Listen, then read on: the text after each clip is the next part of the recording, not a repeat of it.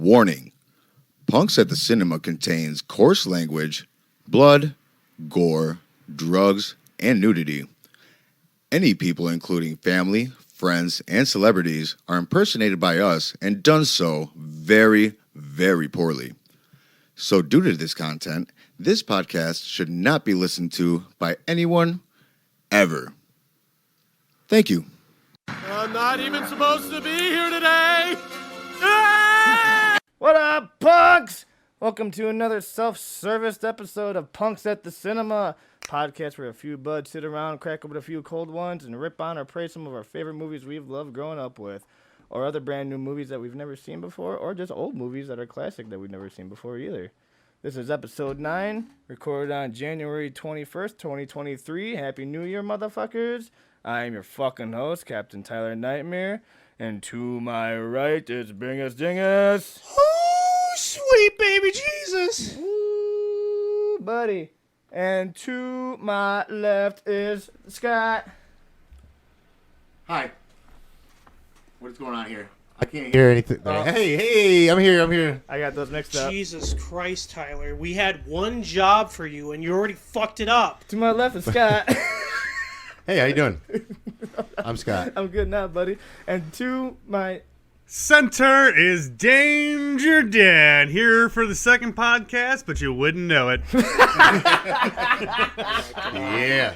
Dear Lord. That's true. Yeah, you were supposed to be on for Howl from Beyond the Fog. I was on. but Yep. but that got fucked up, so we did it again without you. But I'm glad you're here for this one Yep, let them know that there's a lost episode out there. because last time There's a lot of lost episodes out there. There is quite out a, there. just like the lost footage of Bigfoot.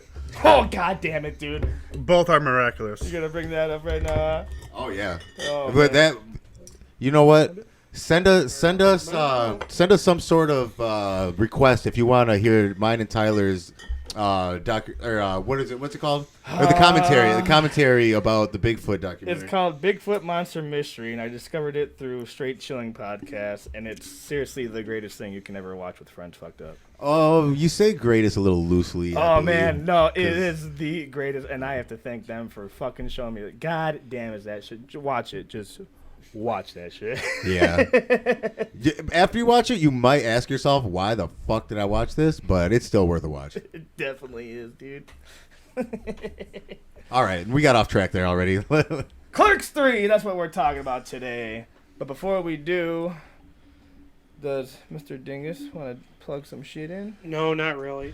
Damn, that's a first. Well, first off, I want to mention that Tyler does have a podcast series. Whoa, that that's he my wrote. job, asshole. Whoa. Hey, can I do it too? He's though? the plugger. You You butt. Plug All it. right, fine. He's like, I want to do it myself, please. Plug that shit. Well, go ahead. We're waiting. Jesus Christ. Now, we already know. Jesus. Now we already know. Holy shit. No, so Tyler has a podcast series called Tyler Nightmares, a late night horror show. You can listen to it on Anchor.fm, which is brought to you by Spotify. And as well as that, we do have social media. So if you guys would like to check us out because you're enjoying the podcast series so much, and I also would like to mention that thank you for everybody who has still been listening to the episodes, even though we've been on this small hiatus for like 3 months. There still has been about 600 listens to all the episodes together. Damn, So that's nice. So Hell yeah. seriously, thank you so much because previously it was 350. I did the calculations. I did look into the analytics, and it was 350, but now it's up to 600. So 300 of those were Tyler. I was just about to say 50 of them are probably from me, honestly. But thank you for still checking out the episodes and just staying with us. And if you guys would like to check out our social media, check us out at PATC Podcast on Instagram, Twitter, and as well as Facebook. But if you would like to join in on our discussion group, we would like to revive the discussion group. Join us at our discussion That group. thing is so dead. Join our discussion group at Punks at RIP. Cinema discussions group on Facebook. What else am I missing? I don't think I'm missing anything else. There's a phone number. Do you remember the phone number? Yeah, I do. If you'd like to leave us a rockin' fucking voicemail, leave it at 262-288-0863. Once again? That's at 262-288-0863. Hello.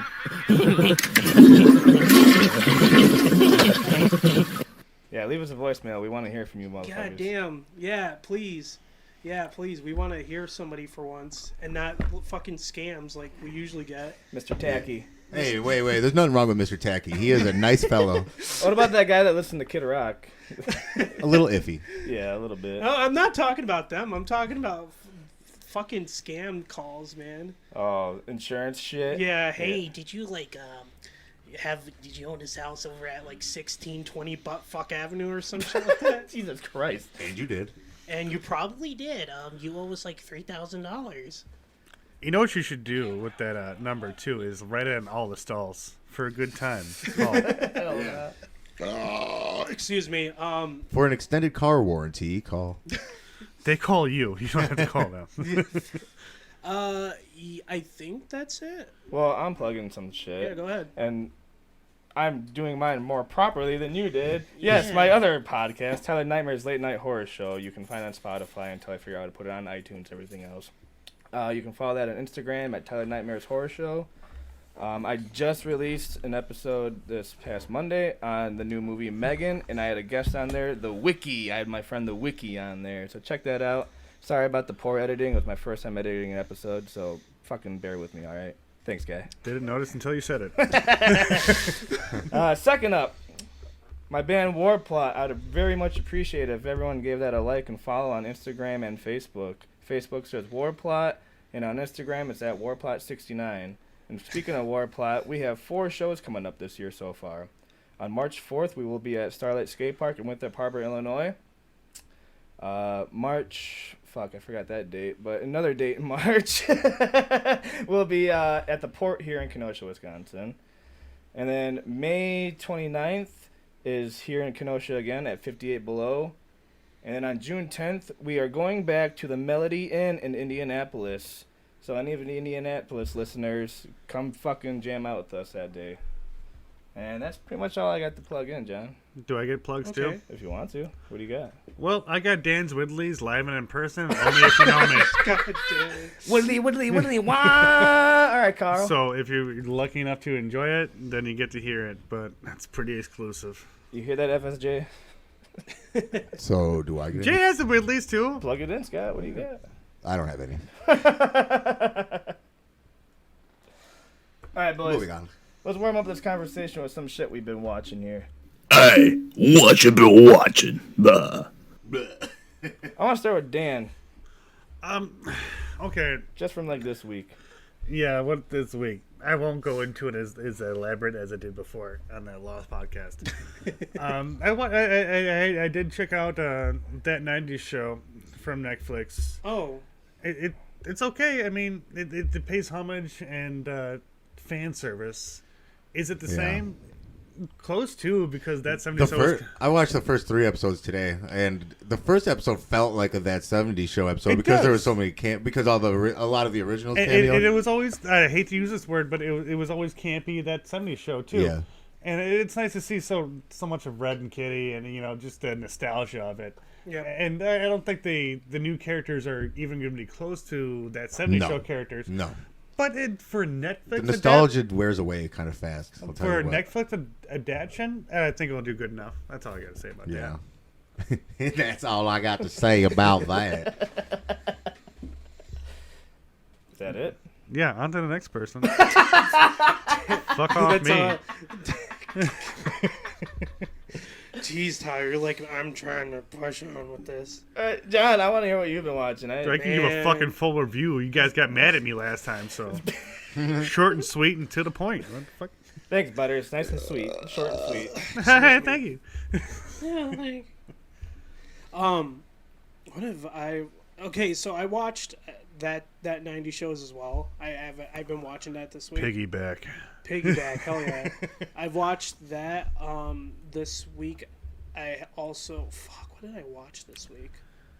Wasn't that good if you don't remember? Dude, unfortunately I know, dude, because like I'm just working and going back to the gym, so trying to get fucking healthy. Tell us about them glutes then.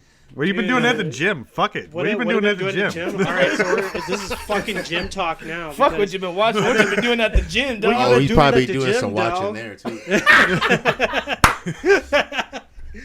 I've been fucking watching. So I've checked out this Japanese show called Godziban, which is a child's puppet show of Godzilla. I mean, What is with you in puppet shows? I don't know. Man. I just watched. I watched. Something going on I here. watched some real weird shit, Dan. Well, We know. Dude, I honestly want to know what you were doing at a gym. That wasn't a rhetorical question, right? Like, what you been pumping up, boy? What do you do for reps? What I do for reps? So I do 3 sets of whatever machine I start going on. So three reps of 10, or what's Yes, up? yeah. Okay, Yeah, all right, that's so- the way to go. This has now became gym talk. So Well, fuck it, people want to hear. If people ever want to go to Pumps a gym, at the gym. Pumps at the gym. fucking gym now. Yeah, Pump you. We are going to pump you up. Big Dingus pumps. I need Get to to the gym now. because I want to go back to the gym. I want to hear what you're doing at the gym because I want to get back up in there. No, he does not. Oh, wait a minute. I'm going to pull up something real quickly. I've also just been watching through Gravity Falls as well. Okay. I watched it a few months ago. That was really good. It's a good show. I like Gravity Falls. I also rewatched Shin Ultraman because Shin Ultraman is it's one of the top movies from last year. It is just coming to the theater like a couple weeks ago. It or already something. did, yeah, it did. And then it's gonna come out on DVD in March, and it's still one of the top movies from last year I watched. And as well as I watched Army of Darkness too. Fuck yeah. Yeah, I have to watch that every once in a while. It's just that good. This is my boomstick, This motherfucker. is my boomstick. Did you watch that other Netflix series that came out? The one about Chicago? What? Which It's an animated series about some ant living in Chicago, and it's just damn, trash, I dude. don't know. No. Oh, is that on Netflix? It is on Netflix. I think it was just such a trash series, and they just keep on trying to like what is it? Big heads or talking? I don't know. Big mouths, Oh, yeah. which I never liked in the first place. But everybody has their own like with TV series. It's Yeah. fine. But I mean, oh my god, it feels just like a fucking bomb. And also, have you guys watched Velma? People have been mad about the Velma. And I'm not I gonna have watch not. that. No, I haven't. But I've heard it just bombed on HBO Max. Well, yeah, because they went too woke. Even woke people don't like the wokeness. mean, How the hell do you do that? Yeah, it's like how You know, it has a lower rating score than the Dragon Ball Z movie my now. God. on And that's IMDb. impressive. You really got a bomb for that. like, geez, man. I have no idea what they did to make it that bad. Well, they made it just cringe is cringe. Cringe can be cringe. Cringe is cringe, dog. But cringe. like, what was it that made enjoyable it cringe. cringy? Like, what made it cringy? Like that? Well, from what I understand, I'm not gonna go buy HBO fucking Max to watch something I hate. yeah. Maybe Game of Thrones, I was pretty bothered, but apparently it was just too woke for people. It was woke for wokeness, and it just played it and it's kind of when something that is supposed to be rebellious is played in front of your face so much that people don't like the idea that it's so mainstream. I suppose you could put it. I'm just surprised that it was just too woke for people to be like, oh fuck, we get like this is something else. Okay, well, we'll say for you, Tyler, if punk rock was put on TV and made for TV by Hollywood, it seems cringy because. Oh, I feel like they already did that with something, but I can't even think of what the fuck it is right now, though. But it seems cringy because it's put on by mass media to get everybody to buy into it, but they don't get the concept. They only get the idea. Nobody wants it. Yeah, nobody wants it because it actually doesn't relate. It just seems Lame. lame. I was looking for a better word for it, but lame. Well, it seems condescending to the whole movement at the end of the day. That's what it seems. It seems condescending that Hollywood's going to take this movement that you have, that you feel passionate about, and then try to make dollars out of it and show it to your face like you're supposed to like it. It's condescending when you put it like that. Marketing or not marketing? Yeah, marketing is condescending because they're trying to make yeah. a buck off of something you feel passionate about. Then they're just trying to make a buck off it, and that's what makes it feel condescending because you feel like you have an actual point, and then they just try to turn around and market the point to you. That's condescending. Yeah. Anywho, my bad. I interrupted No, too much. no, I'll you're try. good. You're good. No, I have no problems with that. Yeah. It wasn't clear to me. You got anything else, John? No, I can't think of anything else, unfortunately. I think that's all I've actually watched. All right. Well, for myself, you're gonna be surprised. I didn't really watch shit this week. I don't even know what the fuck I really did this week. Honestly. What porn did you watch? If you weren't watching anything, you were watching porn, motherfucker. That's a fair cop. But nah, So what porn stars? I did my usual South Park, my usual Trailer Park Boys. I rewatched the South Park 25th anniversary concert the other day, and I had a fucking blast watching that again. I can't even think of any movie I watched this week, really. Mm-hmm. Porn star names? Damn, I did. Zoe Nixon. Look her up. I am Fucking baller. She's a hidden gem. I'm gonna shout out a movie I saw in the theater last weekend, which was Megan. Which, like I said, I did a review on that in my other show. If you want to hear that, go there. I'm not gonna dig deep in it here, but I say check it out. It's pretty worth it. It was pretty good. I think that's all I fucking got, my guy. I ain't really got shit to talk about what I've watched this week. So, are we gonna hop in this trailer, John? Yeah, we are. I think we should definitely do that now. Alright, awesome. So we're gonna hit that fucking film reel and play this fucking trailer for you motherfuckers. Let's do it!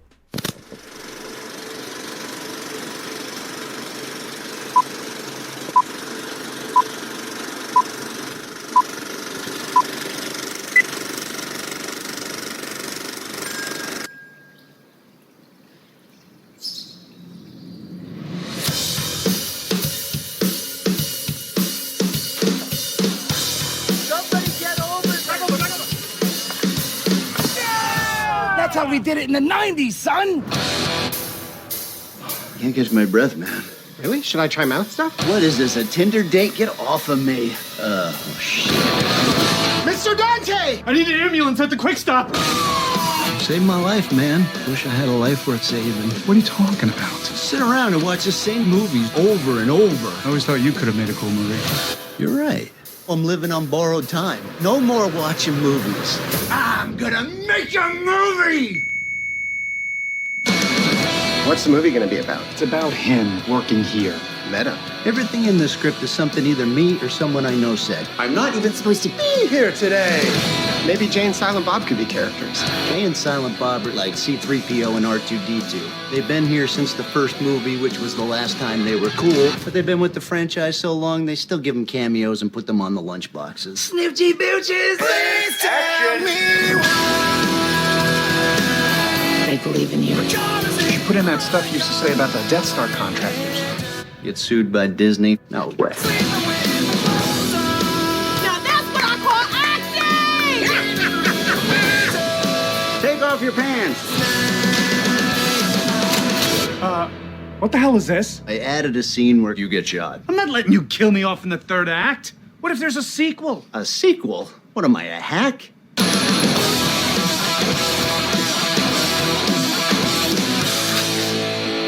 I think it needs more weed.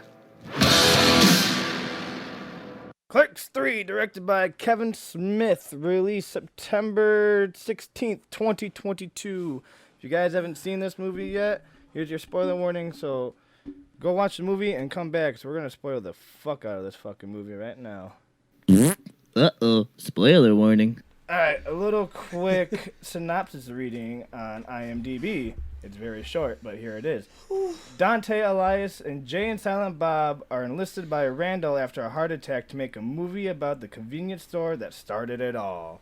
And that's it. It's literally the fucking plot. It pretty much fucking That's all they is. need. It's Clerks, baby. Yeah, it's all they needed was a fucking rewind of Clerks. But I mean, there is some other stuff that I saw in the movie that was heartwarming for me, and then Dan had other comments about that.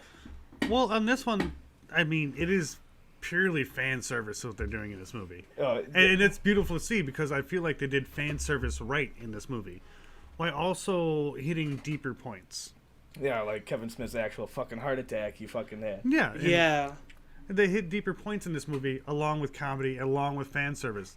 And I feel for like a trilogy, I feel like they hit the third one right, with not going too heavily on comedy, but doing fan service at the same time.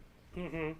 Yeah, because there was a lot in this movie that I noticed that took in very seriousness. You know, the heart attack, and as well as I liked that.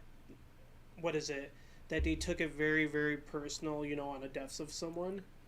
When it came to Becky, you know, when she died. I didn't know that happened because when we first saw the movie, we saw it at the theaters. It was, what was it, October? No, September 16th, the day it came out.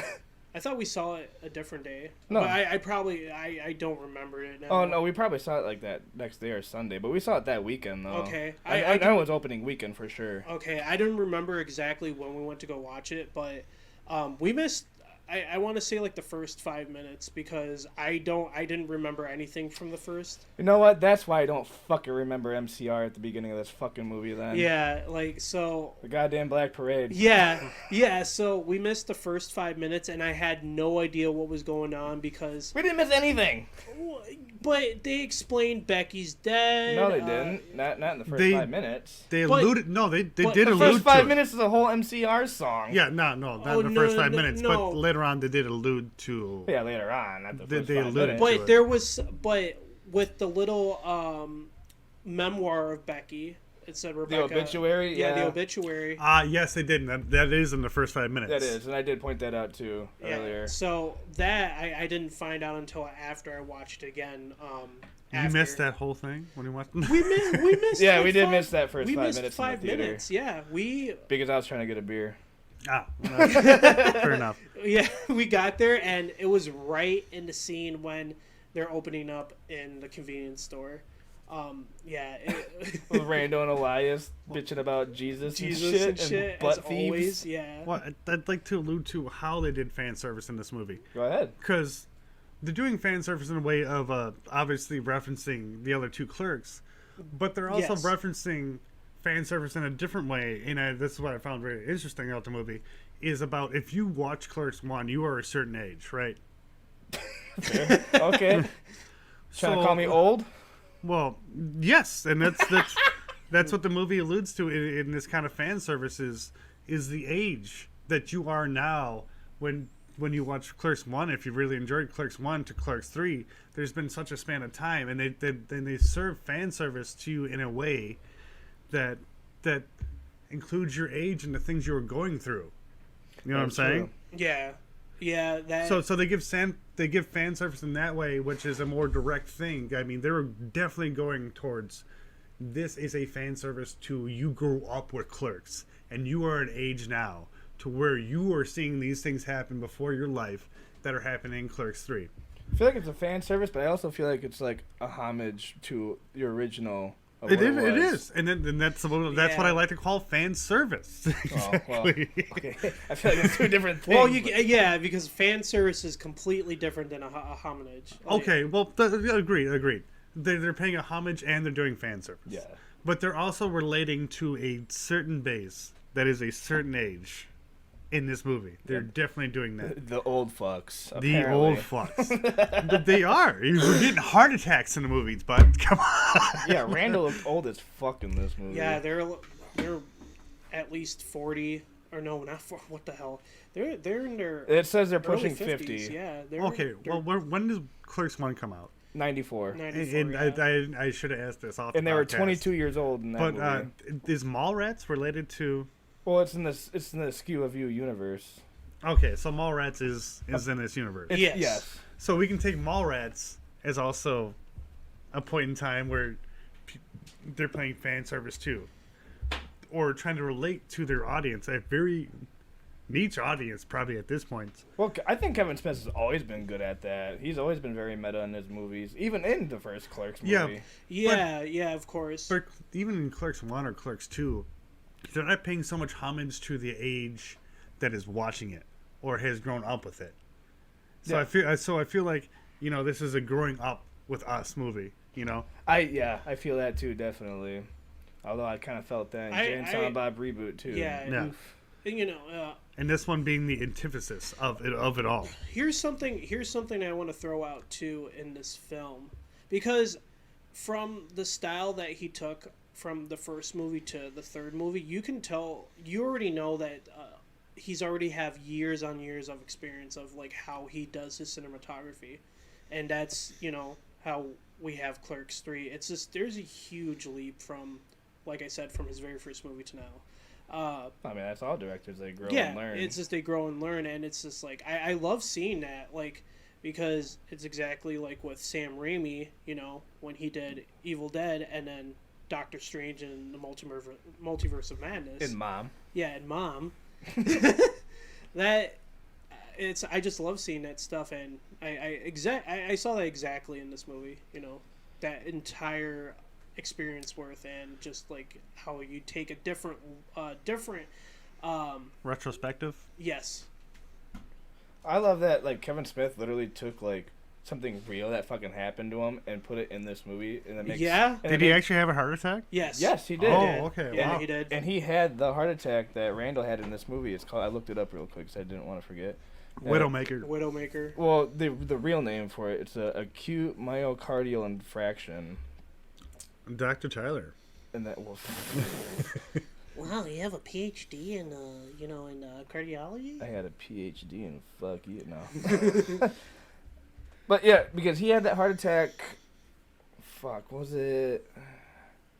I don't remember the year, but it was at least like 5 years ago or something, maybe 5 or 6 years ago. Yeah, that's when he started just like looking into his diet and stuff. Yeah, that's when he became vegan and everything, Yep. and he lost like 50 fucking pounds and shit.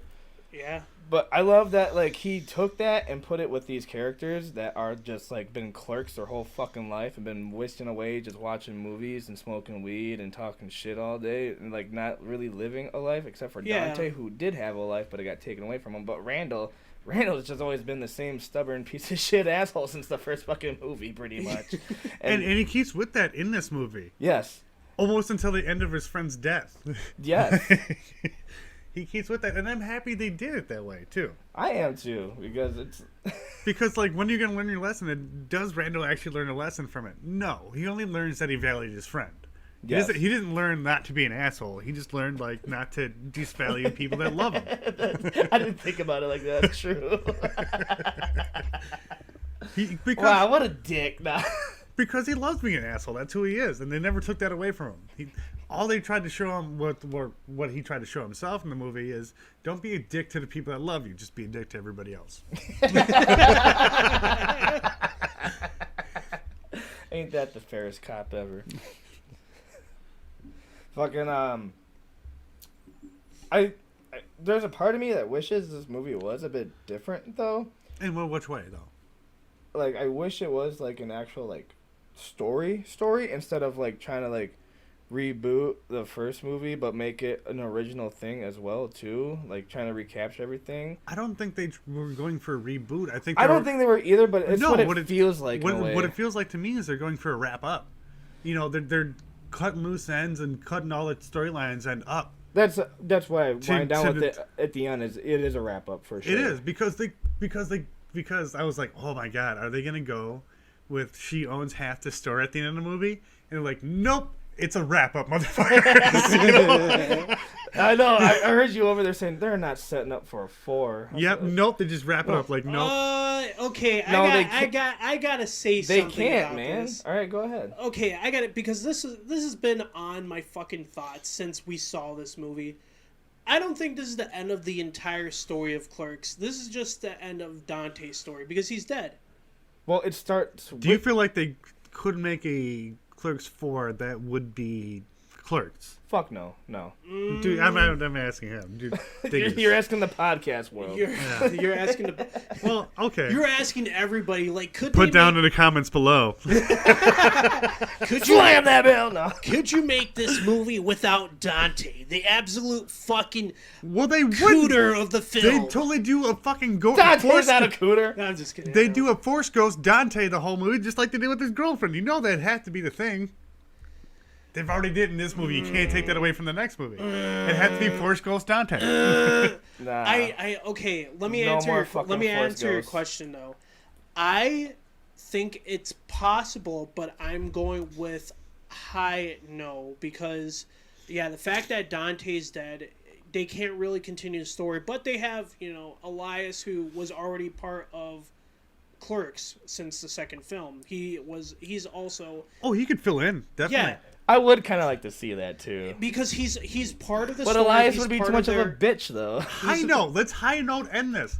And also, that dude doesn't have the same chemistry. No. And he's But you would probably see something build in that friendship between the two. Oh, you could make a dynamic there. There's no doubt. But would it be the Clerks? Authenticity, the way they make Clerks, would it be the same Clerks? No. It'd almost be like watching two stupid dogs. And why end? And why try to end on a low note? I mean, if they make a Clerks 4, it's a money grab. To Fuck me, yeah. Yeah. To me at this point. Okay. I mean, that's true, but like I said, I just think that this story only ended Dante's story and not Clerks as the whole thing. Well, I think it wrapped it up nicely for ending But up Clerks. it did wrap, like, the end of the film was done very good. I like the way that they just ended it right there. And but they went with a definitely heavier. This wasn't so much about, and it's the way they. that's why I mentioned, It's the way they yeah. did the movie. The whole movie wasn't, and it did have comedy moments. I did laugh my ass off at some points, but the whole movie has a heavier tone to it, which makes a perfect wrap-up tone to it. Because you had two funny movies, right? And now you're just wrapping everything up, and there's heavier tones to the whole movie, which perfectly predicts that you'd wrap it up. I agree with that so much, yes. Fuck yeah. That's how it feels. That's The whole tone of the movie. Like, I did laugh a lot in this movie, but it's not as funny as the other two. No, it's definitely not. It's supposed to be more heartfelt, I Yeah, believe. it has a lot of heavier tones.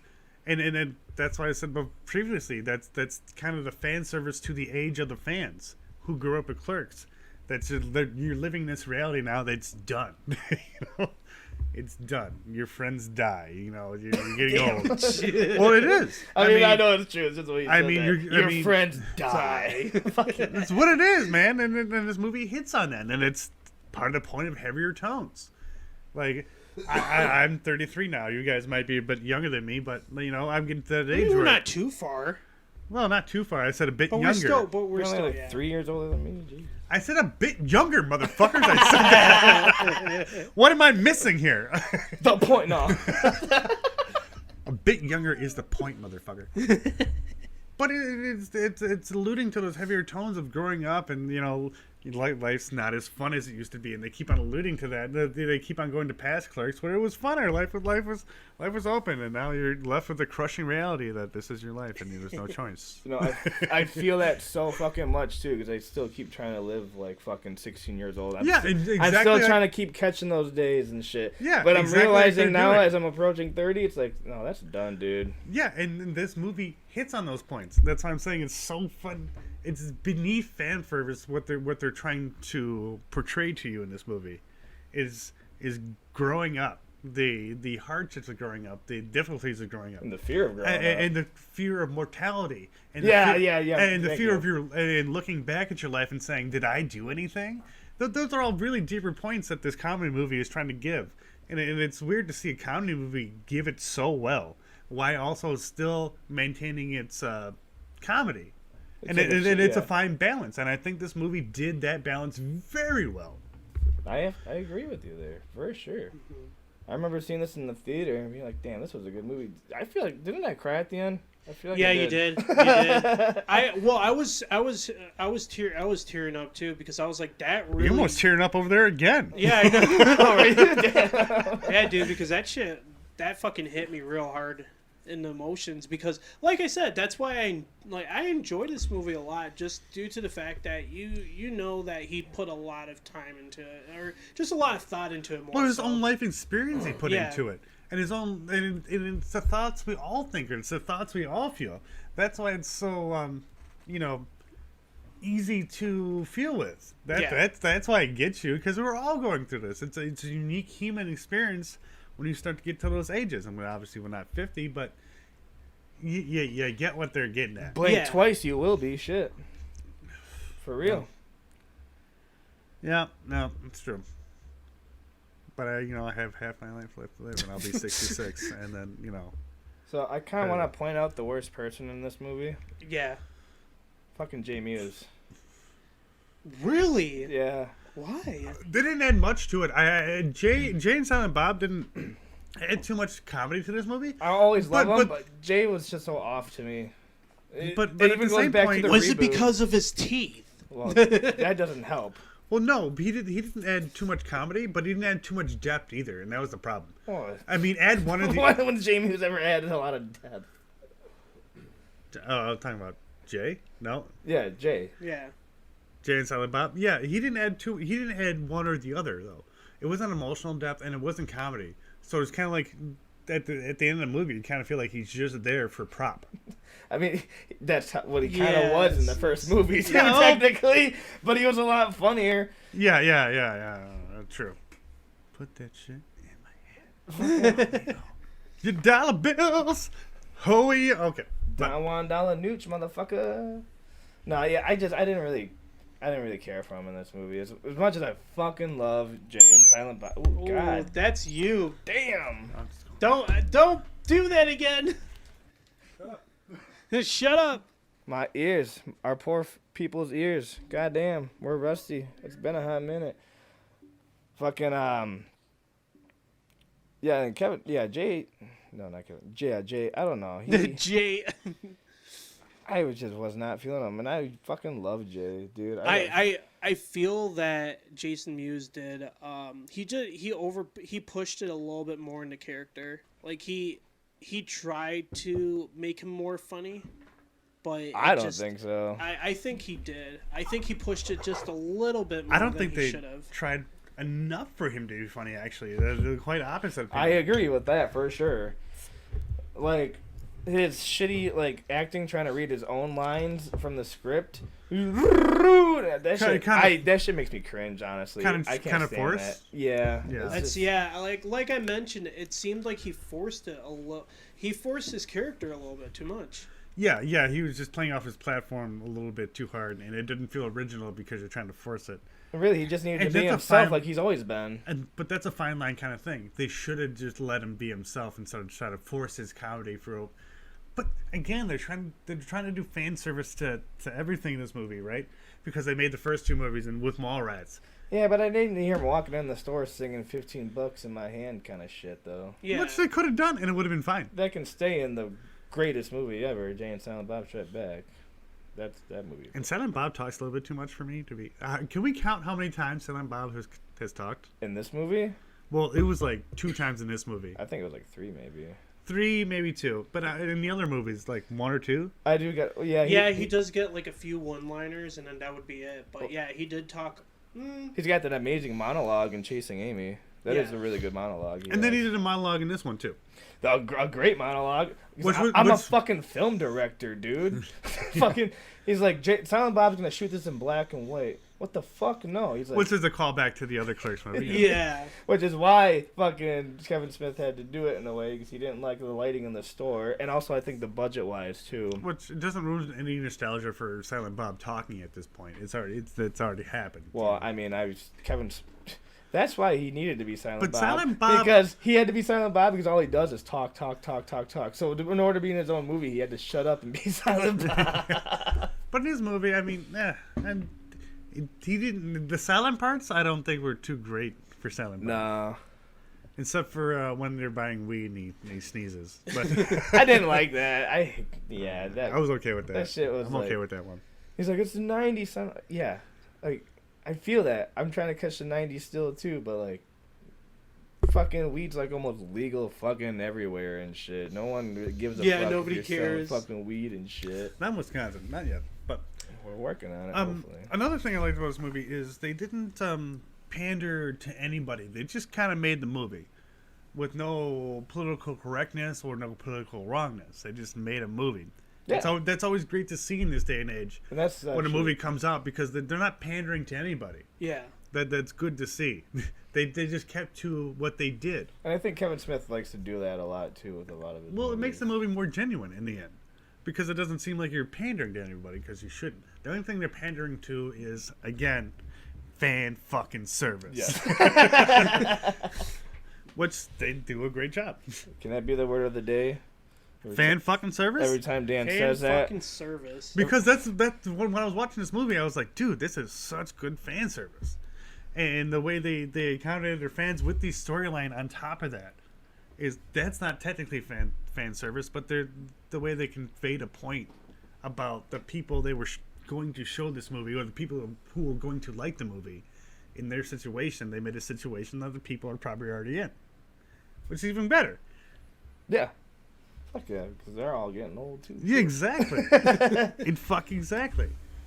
And it obviously getting old and mortality is not so much what young people think about, but the people who enjoyed Clerks 1 are probably fucking feeling that at this point. they were probably taking it out to heart too. Well, it's an easy to relatable thing. Really but it's not is. easy relatable to a 21-year-old or anybody in their fucking... That's true. Well, yeah, think about it. Nobody in their 20s feels like they're going to die. They're in their 20s. I mean, life's ahead of you, bud. They don't feel like, but it can happen at any time. Anything can happen to anybody at any time. Death comes at any time, but you don't feel like it's going to come for you in your 20s. Exactly. Car accidents happen. Cancer happens. Things Shit happens. But for people who admitted to it, I mean, when did Clerks 1 come out? What year? We already said this, 94. Yeah, 94. 94. Okay, so you're dealing with people in their late 20s? Yeah. They would have saw it when they're a baby, but we can't take that. So that would be me, pretty much. It's people that are slightly older than me that would actually enjoy the movie. People that were 20s in 1994 and shit, pretty much. Yeah, early 20s. Exactly. And how old are those people now? About way later age. Oh yeah, like between mid 40s, yeah. Stuff like that. So this is who it's really meant for, is the people that enjoyed Mallrats, the people that enjoyed Clerks 1. It's not about fucking people that picked it up later and enjoyed it. Nope. Old fans and new. Fuck them. Well, I don't know.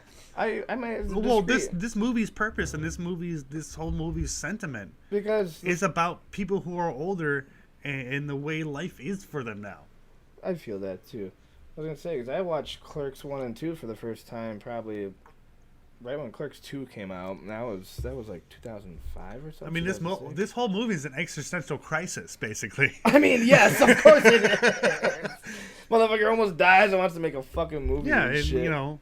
When you're born, it always ends in some born nativity shit. Fucking.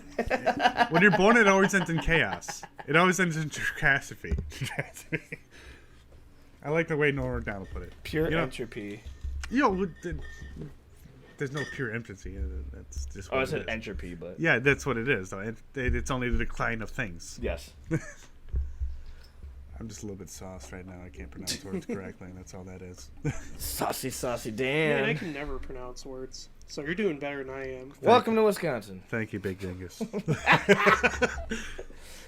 But again, that's the whole point of the movie. I feel like is targeted towards the audience that watched Clerk 1 and enjoyed it, and fuck everybody else that watched it at your age, because maybe you're not having an existential crisis, but Who says that? Maybe I am, maybe I'm not. Who's I it ain't to gonna you? fuck about you either way. If you feel that way, then you can relate to the movie better. I kind of do, though. Yeah, I really do. No, honestly, I really do.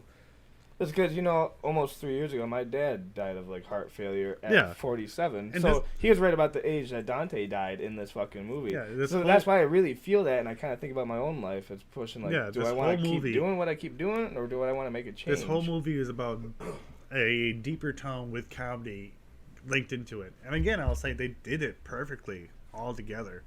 with the looming thought of all our deaths, but with comedy in between, and in pure good Clerks comedy.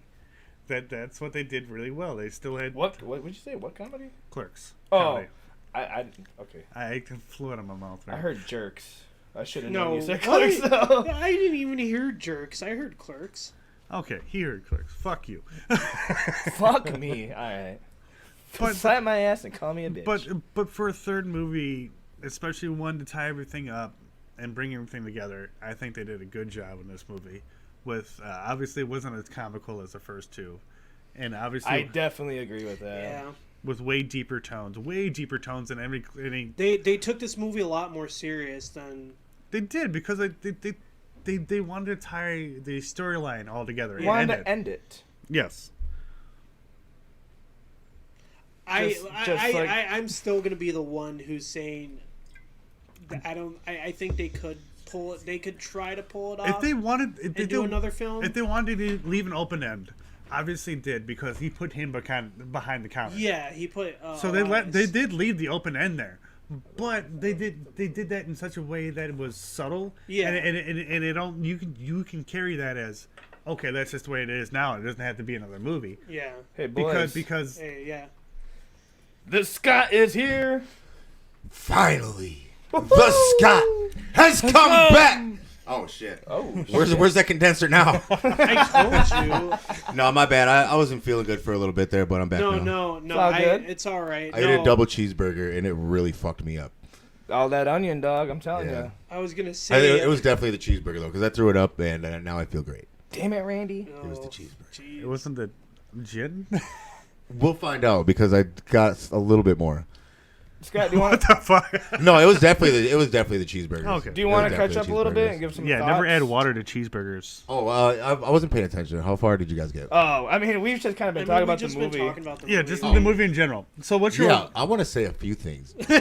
Jay's teeth pissed me off. Dude, I'm not the only one who saw that. All of us. It bothered me too. It is odd. Those fake teeth, like I don't remember him having like really bad teeth in the first place, but maybe he did a bunch of meth and like fucked his teeth up and like now he had to get I know he veneers or whatever. He was a recurring drug addict when he started performing in Clerks, so there could have been some health problems that happened later down the line that could have caused like his teeth to just start deteriorating or something. Yeah, crap. Drugs. Drugs.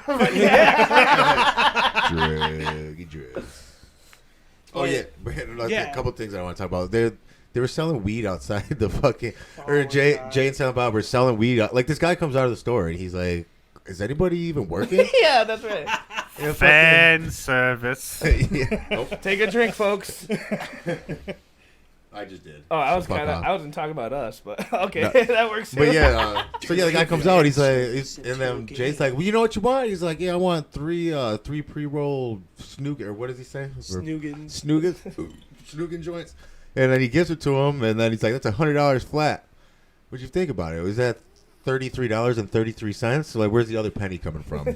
All right, first off, and then one of them was $33.34. Rip off for one joint, anyways. I mean, and we should look at the drug prices there, and that's a very good point about inflation. How? Yeah. Have you ever paid $33.33 or 34 cents for a joint? I don't fucking think you have. At a vape shop, you might. Message it in. Unless you bought like an eighth or something and rolled it all into one joint. Then you never see them inside their own shop either, do you? Yeah, you do. Yeah, they go in there because they're trying to bring back like a VHS. Actually, yeah, we're at the scene right now on the fucking movie. Oh, that's funny. Yeah, there they are.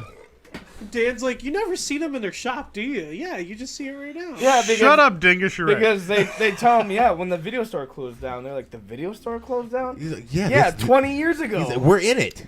They still have videos in the back though, even though they're not selling them. That means they never revenerated the store.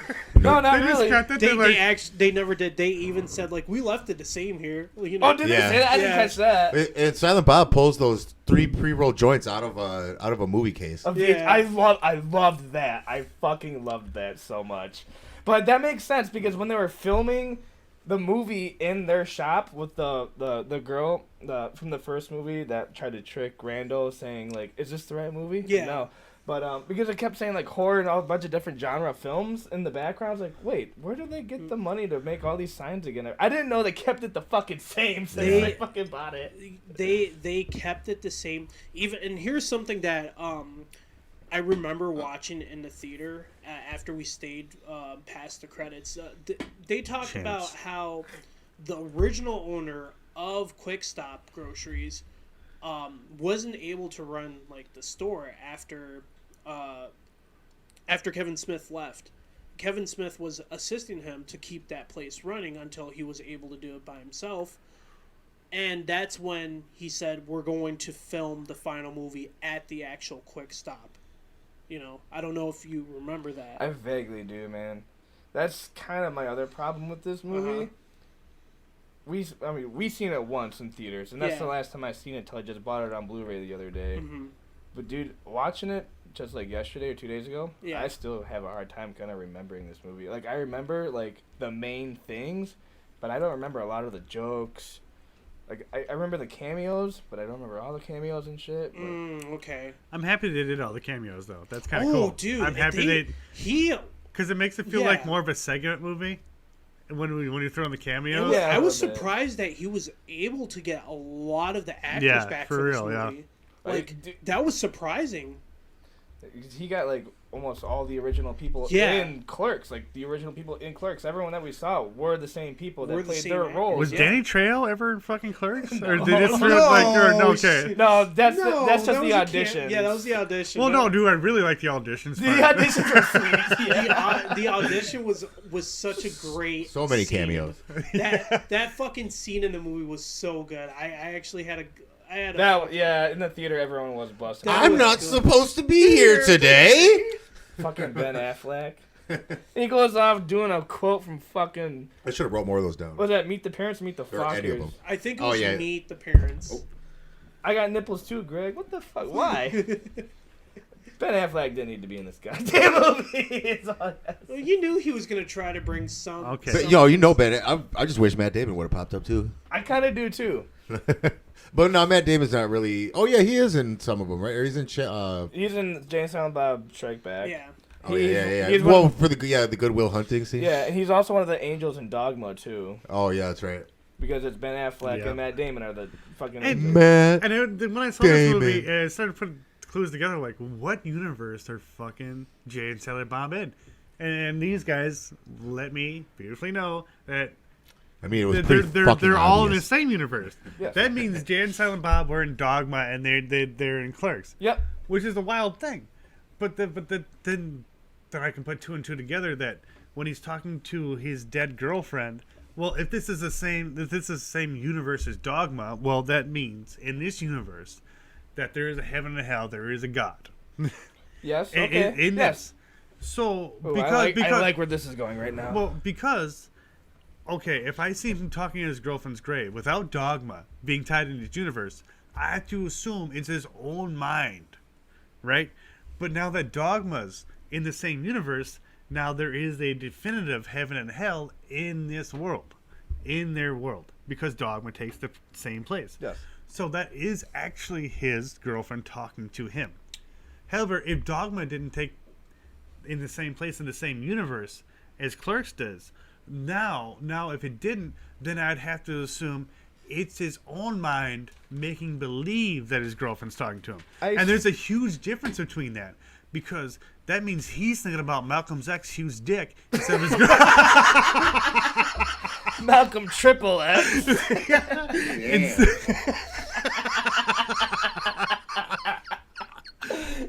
That shit is funny as hell. Well, the work up to that was worth it. No, but most of those people in Dogma were angels or some sort of deity. But I'm just talking about the storyline. If James and Bob, I'm sure that that's still a part of his mind, though.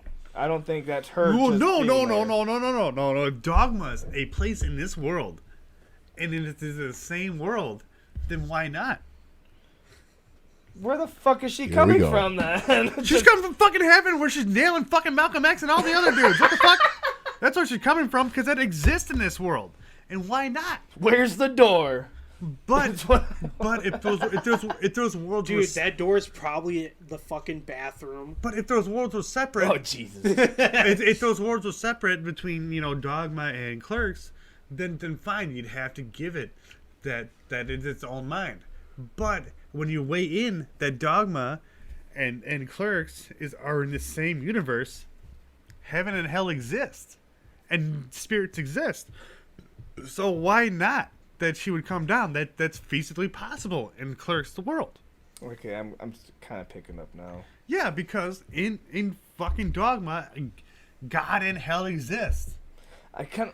Well, no, that wouldn't fit Clerks though if they kind of did that. So maybe it does work in that. Well, way. no, it does work in this universe of Clerks because Dogma and Clerks take place in the same universe. In my correct? brain, I keep picturing of her just like forming or coming down some fucking stairway to Well, heaven. they didn't or some do it in fucking some door. beautiful way. But like, But yeah, I'm saying and I that- don't think I would want to see that in this fucking movie either. So you could be right, and I'm kind of leaning towards Well, it. it's in the same universe. But still, in my brain, I still see it as he's just seeing her a bit, not Well, quite. why?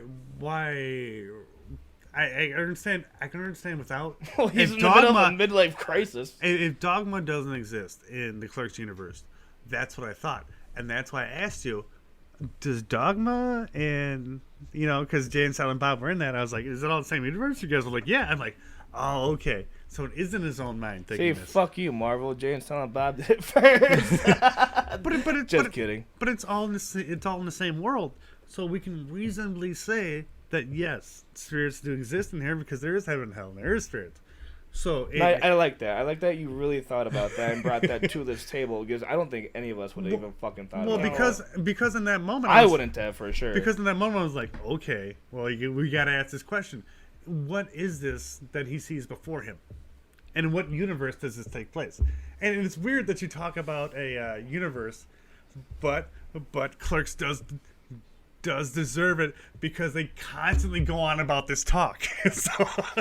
So it's kind of like a fourth wall breaking for Clerks to talk about this because they're constantly talking about Star Wars and Lords of the Rings, right? And in metaverses. So it's fair to do it to Clerks on into itself. That's such the biggest fair cop of the day so far.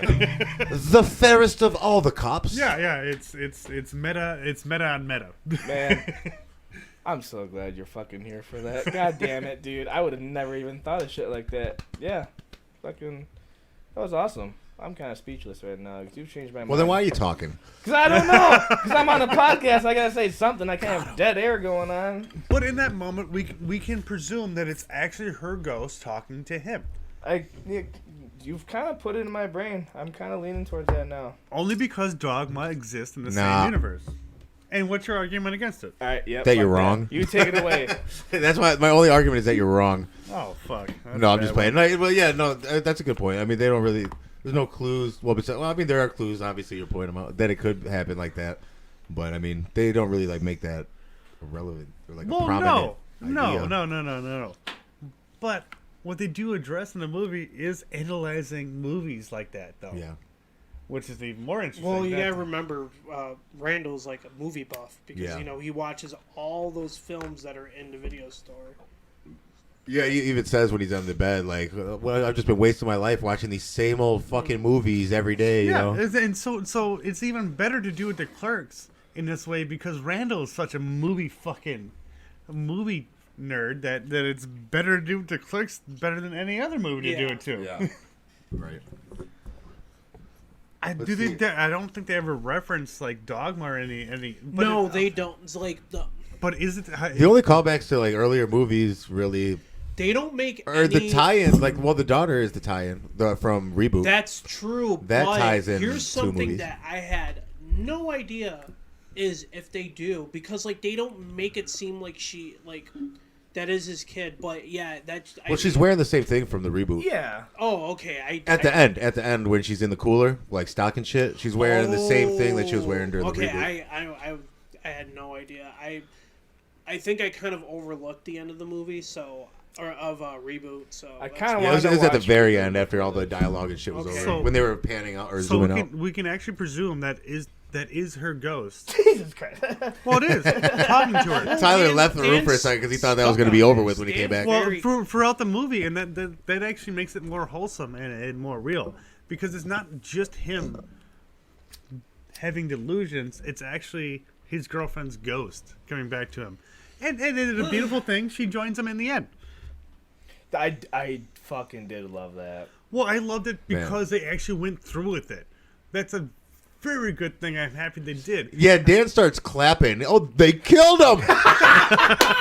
They killed him! Wow, they actually killed somebody. Fucking did it! They That's the killed- exact words. They actually killed somebody. Yeah. Like, they killed the girlfriend, too, kind of. Like, Everybody really yeah. likes you. But they killed the main. On a softer point. That's why I didn't clap for that. They Yeah. killed him at the... I would have clapped for that death, too, if it was a harder point, but it was off-screen death, so... the words out of my mouth, Scott. Yeah. I feel like he did do that beautifully, too. Because the whole movie, they're making Randall's bullshit. Because, I mean, like, yeah, he had a heart attack. He's trying to do something. But he did start to become a fucking dick for the whole thing. And that was the thing. That was another thing I liked about the story dynamic. And then he realized that his friend is going through the same thing as him, and he did die. Hey, and this movie has another thing I thought of. It has an ego, and check yourself kind of thing. That's kind of. I feel like Randall's always had that in all three movies. Yeah, and they should, because again, that's take a drink, fan fucking service, but that's fan service, and it's good that they integrated that into this movie too, and they did that in the worst, not in the best kind of way, in the worst kind of death, right? Not the worst kind of death, but they did it in the most jaw-dropping way they could in this movie. Yeah. Yeah, they kind of, yeah. They really tied everything together well in this movie. I agree. Yes, for sure. And it should be the last Clerks, but it is. It's What are they gonna do? Call the next one Clerk?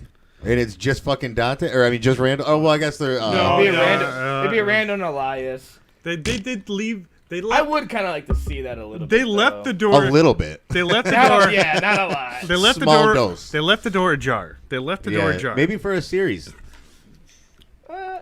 That Like, might be better than a like I movie, said, they that kinda could sucked. they could possibly continue with the story, but I also involved in my statement was they can't really do it because Dante was a huge like connection to. But he's a Force ghost. That's all tied together. Dan says. I said. I just want to point out something. That Dan's over here watching football and podcasting at the same fucking time. I did it while I was watching the movie too. Take that. I keep peeking over there too. Shit, and you remember? Oh, God damn, man, you're a fucking prodigy. I swear to God. You did that with the other movie too, and I thought you weren't paying attention. You fucking we talked through that whole fucking thing. And then he like started talking about the movie. I was like, you saw that? Yeah, for real, dude. You picked up on that? I'll take the credit. Thank you.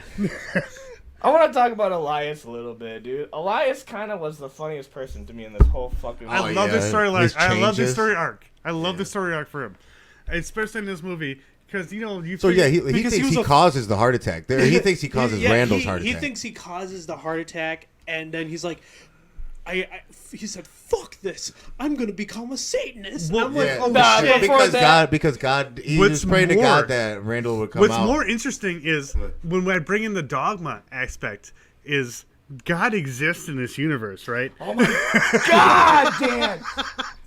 Dude, I want to watch. Has to, right? All right, everyone listening, watch this movie again with that thought in your mind if you didn't think it already, because I'm about to.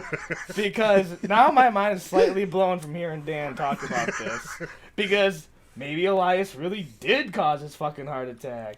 Not really, because he was already showing signs Elias's before test. he went down. Yeah. Well, that's Elias's test. Elias may go to hell for believing that because God misguided him when he gave him the gift that he wanted. And then he becomes a Satanist. And then he turned his back on the gift. No, he becomes a curist. No. Robert Smith. But God gives Elias a gift right here. God gives Elias a gift for his beliefs, right? To kill Randall, to smite him. He wished for it. God gives him that, and that's his test. And then God gives him that, and Randall feels like that's not what he wanted. And then Randall's doomed to hell after that.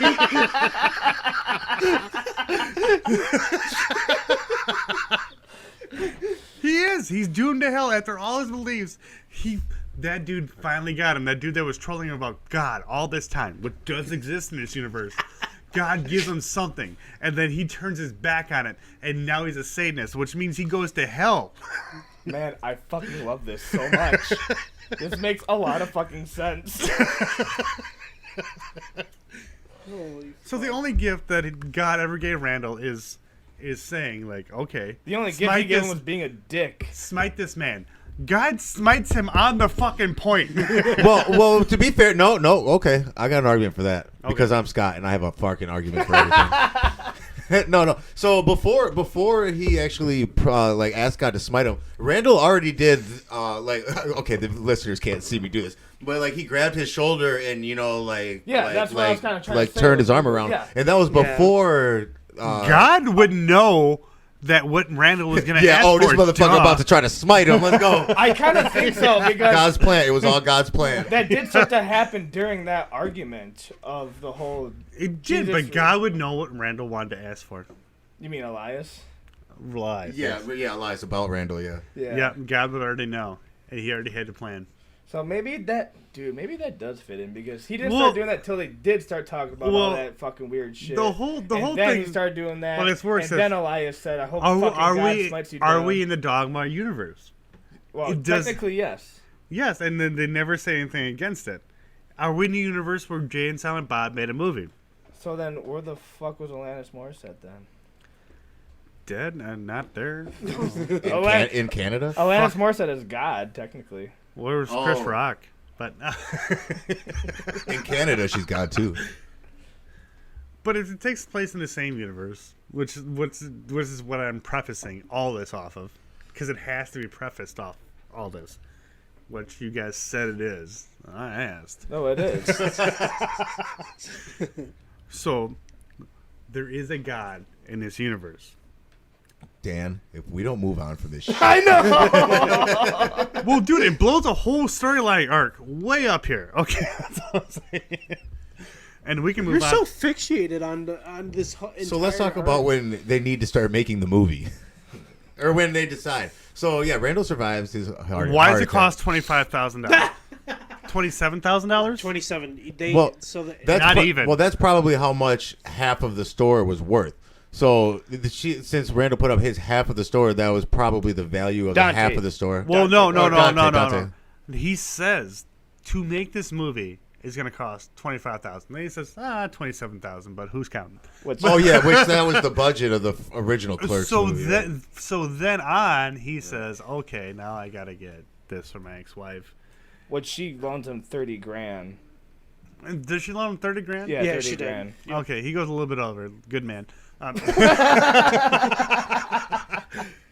you gotta buy groceries. Fuck it. And by groceries, he means hookers and blow. I fucking wish. But it's not my life; it's theirs. So, yeah, there's a God in that universe. So you better be careful with hookers and blow. Bro, be very careful. Forgiveness is everything. But what do we get from the end of the movie when he dies? He gets to go to his love and nail her again after and what's with that? And now it's not 20. And now it's not 27 dicks. Now it's way more dicks. No, 37. It's always been 37. Well, she blew dicks 36. In heaven. He was 37. And then 37. She blew dicks in heaven, and she said, that's a different girl. No, that's a different girl. That's a different chick. Oh, that's his ex-wife? Well, that's more than no. His ex-girlfriend. Yeah, this is that girlfriend from the first movie. Yeah, that's right. From her college days. They brought me here, and I did not get to watch the previous movies again for refreshers. I know. I wanted to, too. I didn't get to do that either. But his ex-wife is still... If you say the G word. God. Oh, jeez. His ex-wife is still a bitch. And I'm happy they didn't leave that door open at the end of the movie. I too. You still owe me money there if he's paid off from Buddy Jesus, which is the direct tie to fucking Dogma. Buddy Jesus is a direct tie to fucking Dogma. Buddy Christ. Buddy Christ. I'm sorry. Whatever. Which I feel like such a piece of shit because I used to see that in memes all the time, but I never really watched that movie like that. So when I seen it in memes, it never clicked to me that it was from that movie or You don't remember in Jay and Silent Bob movie when Carrie Fisher picks him up and there's the bobblehead of the Buddy Christ? Oh, that's right. Yeah. Yeah, that's what it's from. Yep. Ooh. Yep. And I feel like they left it in there for a direct tie too. Well, Come on now. Kevin Smith does that with every. Look at movies. Movies has been a staple since fucking. Yeah, but you're gonna Jay and Silent Bob. Actually, you're gonna directly. No, maybe Chasing Amy. You're gonna directly do Buddy Christ in this movie, and it's not tied to Dogma. And I was like, dude, that's the Dogma fucking Buddy Christ. Yes. And I feel like this leaves the door wide open for the conspiracies I'm giving. Which also makes sense when I watch this movie. Which is kind of cool. I'm happy to let the door open. Because it's more what? Fan fucking service. Because that's completely fan service. No, I'm doing gin for that one. It's completely fan service when you do that because this movie directly ties into Dogma because they had the kites of Buddy Christ in there, and then we can derive the storyline of there's a heaven and a hell in this universe, and the smiting makes perfect sense. Perfect sense. But the movie is good. I do like it as a. Do I think it's better than Clerks 1 or 2? Not at all. Oh no. Not at all. No. But what it does do is it does wrap the storyline up nice. They do tell funny jokes, and it's a lot of fan fucking service to everybody. All right, I'm doing beer for that one. And it's just too much. It's a great. I think they did a good job with this. If you're gonna make a third Clerks, I could see no better way to do it than the way they did. I fucking fairly agree, hardcore with that for sure. Yep. My favorite part was when it was over. Oh my god. Well, okay. Well, if you guys are gonna be, I'm just kidding. Nobody was saying shit, so I had to throw something. I know. That creeped me out. Very uncomfortable. I felt like I was carrying it. So can we go on this ass of the movie? What was your favorite joke out of the movie? Ass of the movie? What? This favorite aspect of the movie. I heard ass too. One of my favorites was "We are but thieves." What are butt thieves? I love Randall in the hospital bed, and who shows up? Luke fucking Skywalker, the young fuckable Luke, Return of the Jedi, not that Gran Torino, get off my fucking lawn, Last Jedi, Luke Skywalker. Yeah, that threw me off. I was like the way you described it, the fuckable Luke. I was like, what's a fuckable Luke? What the I was like, Luke never got laid. Never. Not once in his life. Luke's a virgin. But that's a very Clerks thing to talk about. So let's talk about it. Here we go. So no. In the sake of Clerks, in the sake of watching Clerks, did Luke ever get laid by any woman? No. He only got kissed by his sister in his entire life. Damn. Luke, don't do that. Yeah, hold on. Luke, don't kiss her. We just made a joke about that the other day. It's like, where was Obi-Wan for that one? Like, where was the Force Ghost of Obi-Wan for that motherfucking thing? Like, Luke, that's your sister. Don't kiss her. It was like, or was Obi-Wan in the closet jerking off the whole Which time? is totally it's totally Obi-Wan's jerking his ghost cock. This is Clerk conversation. And at that point, is there ghost lube or is he just fucking stroking it raw? He's fucking stroking it fucking dry. But I want to shout out. Is Luke a virgin though? No, he don't be fucking. Yeah, there's no way Luke ever fucked any bitch. No, Leia stopped being a Jedi so that she could fuck. And that's where Kylo Ren came from. Ben Solo. Yup, and see how that fucked up, right? She was like, you know what? I'm done with this training. I'm trying to get fucked. It's like I'm trying to get that Han Solo cock. Nice. Wait, she said, wait, you never told me I couldn't get laid, Luke. What the fuck? So Luke's a virgin. For an entire life, he's a virgin. Well, I mean, look where his dad fucked up. He got one piece of pussy, fucked up the universe. Oh my god, yeah. Oh my god. Fuck it, I'm out. Scott has left the room. No, I didn't. I'm ready. Because He's there. That's his dad's fault. Listen, Anakin's only downfall in his whole entire fucking Jedi career was getting some pussy. It wrecked everything. And how come the other Jedis couldn't sense that fucking Anakin was trying to get laid and shit? That's why they didn't make him the dude. They're like, no, they were like, well, we said something weird in him. Is it his testosterone or? It was his midichlorians, all right? Yeah, and his testosterone, they apparently. Were way off the scale. Okay, well, to be fair on this point, I'm going to get really Star Wars meta. All right, well, before we do that, should we? We're talking about Clerks here. Let's go. No. This if we're gonna have this conversation, it deserves to be in a Clerk fucking review. I mean, it's kind of fair too. All right, finish this conversation and then let's review. Right. Okay, so why didn't they sense it? Well, where's the Jedi Temple built on? A rock. Is this a trick? Is this a Jedi mind trick question? No, it is straight anthology out of fucking Star Wars. I don't know what. It was built upon a Sith temple. And it was. And this fucked up their sense. And who planned this out? Palpatine. Palpatine had a bunch of fucking Sith fucking shit in his fucking in his office. In his midichlorians. So it messed up their senses. The way they built their temple, and this is this sounds like hard theories. It sounds like fan fiction. Dude, this is real fiction. If anything, they would have been able to. Real fiction. They would have been able to. They would have been able to. Really fake. This is real fiction. Well, this is what actually happened. Tell me. Tell me more. Tell me more. Was Palpatine a Sith? Was Palpatine a whore? Now, yes. why couldn't they sense things? Apparently. Well, Palpatine... Because they had cults. Palpatine didn't make them, but they built their temple upon a Sith. A Sith temple. That's what they built their temple on. Which is like Pet Cemetery all over again. Yeah. That's what it does sound like, kind of. Yeah. And Palpatine had a bunch of fucking Sith shit in his office. His offense? Office. Quit watching football, Dan. As he looks at his screen. We lost him. Giants just getting wrecked. You fucking win a ship. You tell me. So good at it. Fuck off. But this, it's only because it came in last. But this blinded the Jedis from their Jedi powers, actually, for seeing clairvoyance. And that's why they never saw that Anakin was not the one. He was the one?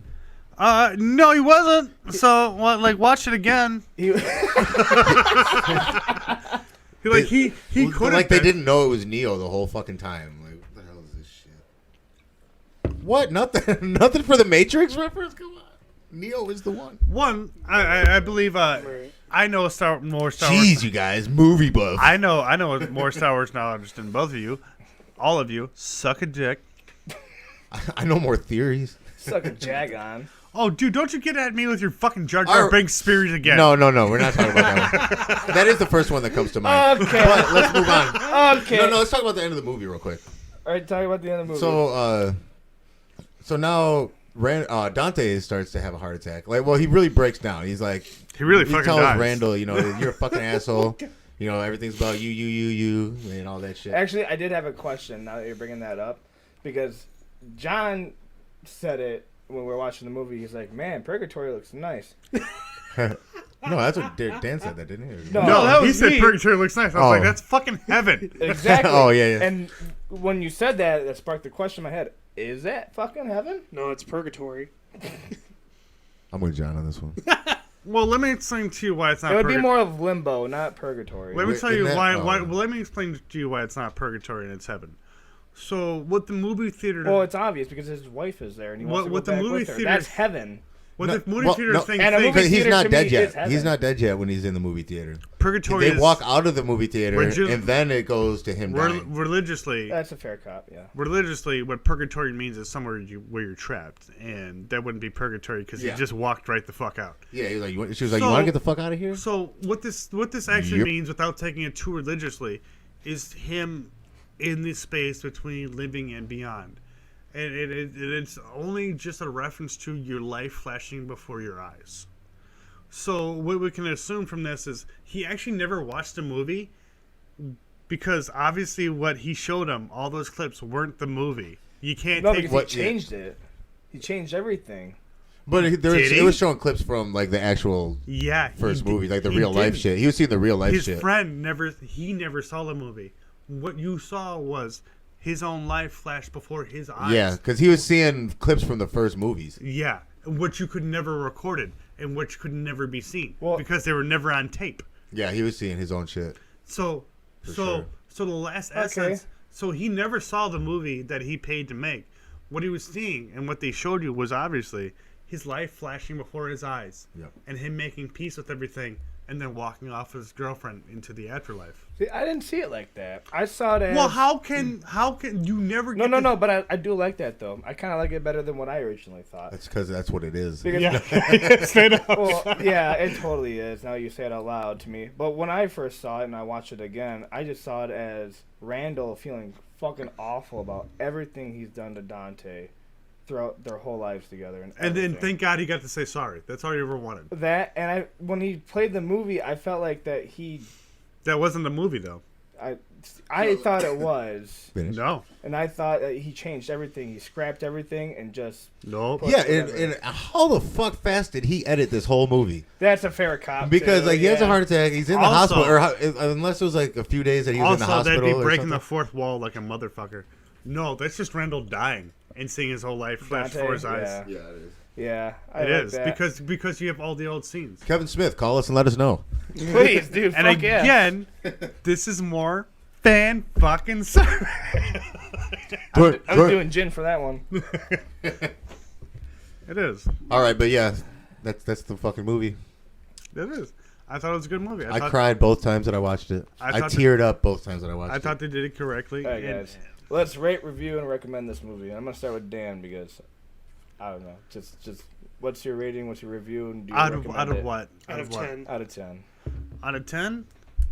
Oh jeez, Oh gee. Oh, jeez. out of all movies I've ever seen, what's the rating out of? It's just how you feel about the movie. How you feel about the movie particularly? Let me give her a 7. Let me give her. Shut up, Dingus! You've been quiet this whole time. Would you give her. This is your input? That's your Yeah, input when I give yeah, you stars? You dick! I'll give your input to your fucking movie Hollow Castle fucking bullshit movie. Dan, Oh. That thing was up for murder, Dingus! do you recommend this movie, Dan? I would recommend this movie to anybody that likes Clerks. It is a beautiful sum of the parts of Clerks. And it's a beautiful part of the sum of Mallrats and all those movies put into a culmination. This is a perfect wrap up, and it's a perfect thing to watch, especially if you're over 35. I'm only 34. Fair. Scott, how about you? Bye. I will give this movie 8 movie burgers out of 10. Damn. That's a compliment. Too many burgers fucked you up. yeah. If I didn't throw up 2 burger patties at the beginning of the show, I would have given it a 10.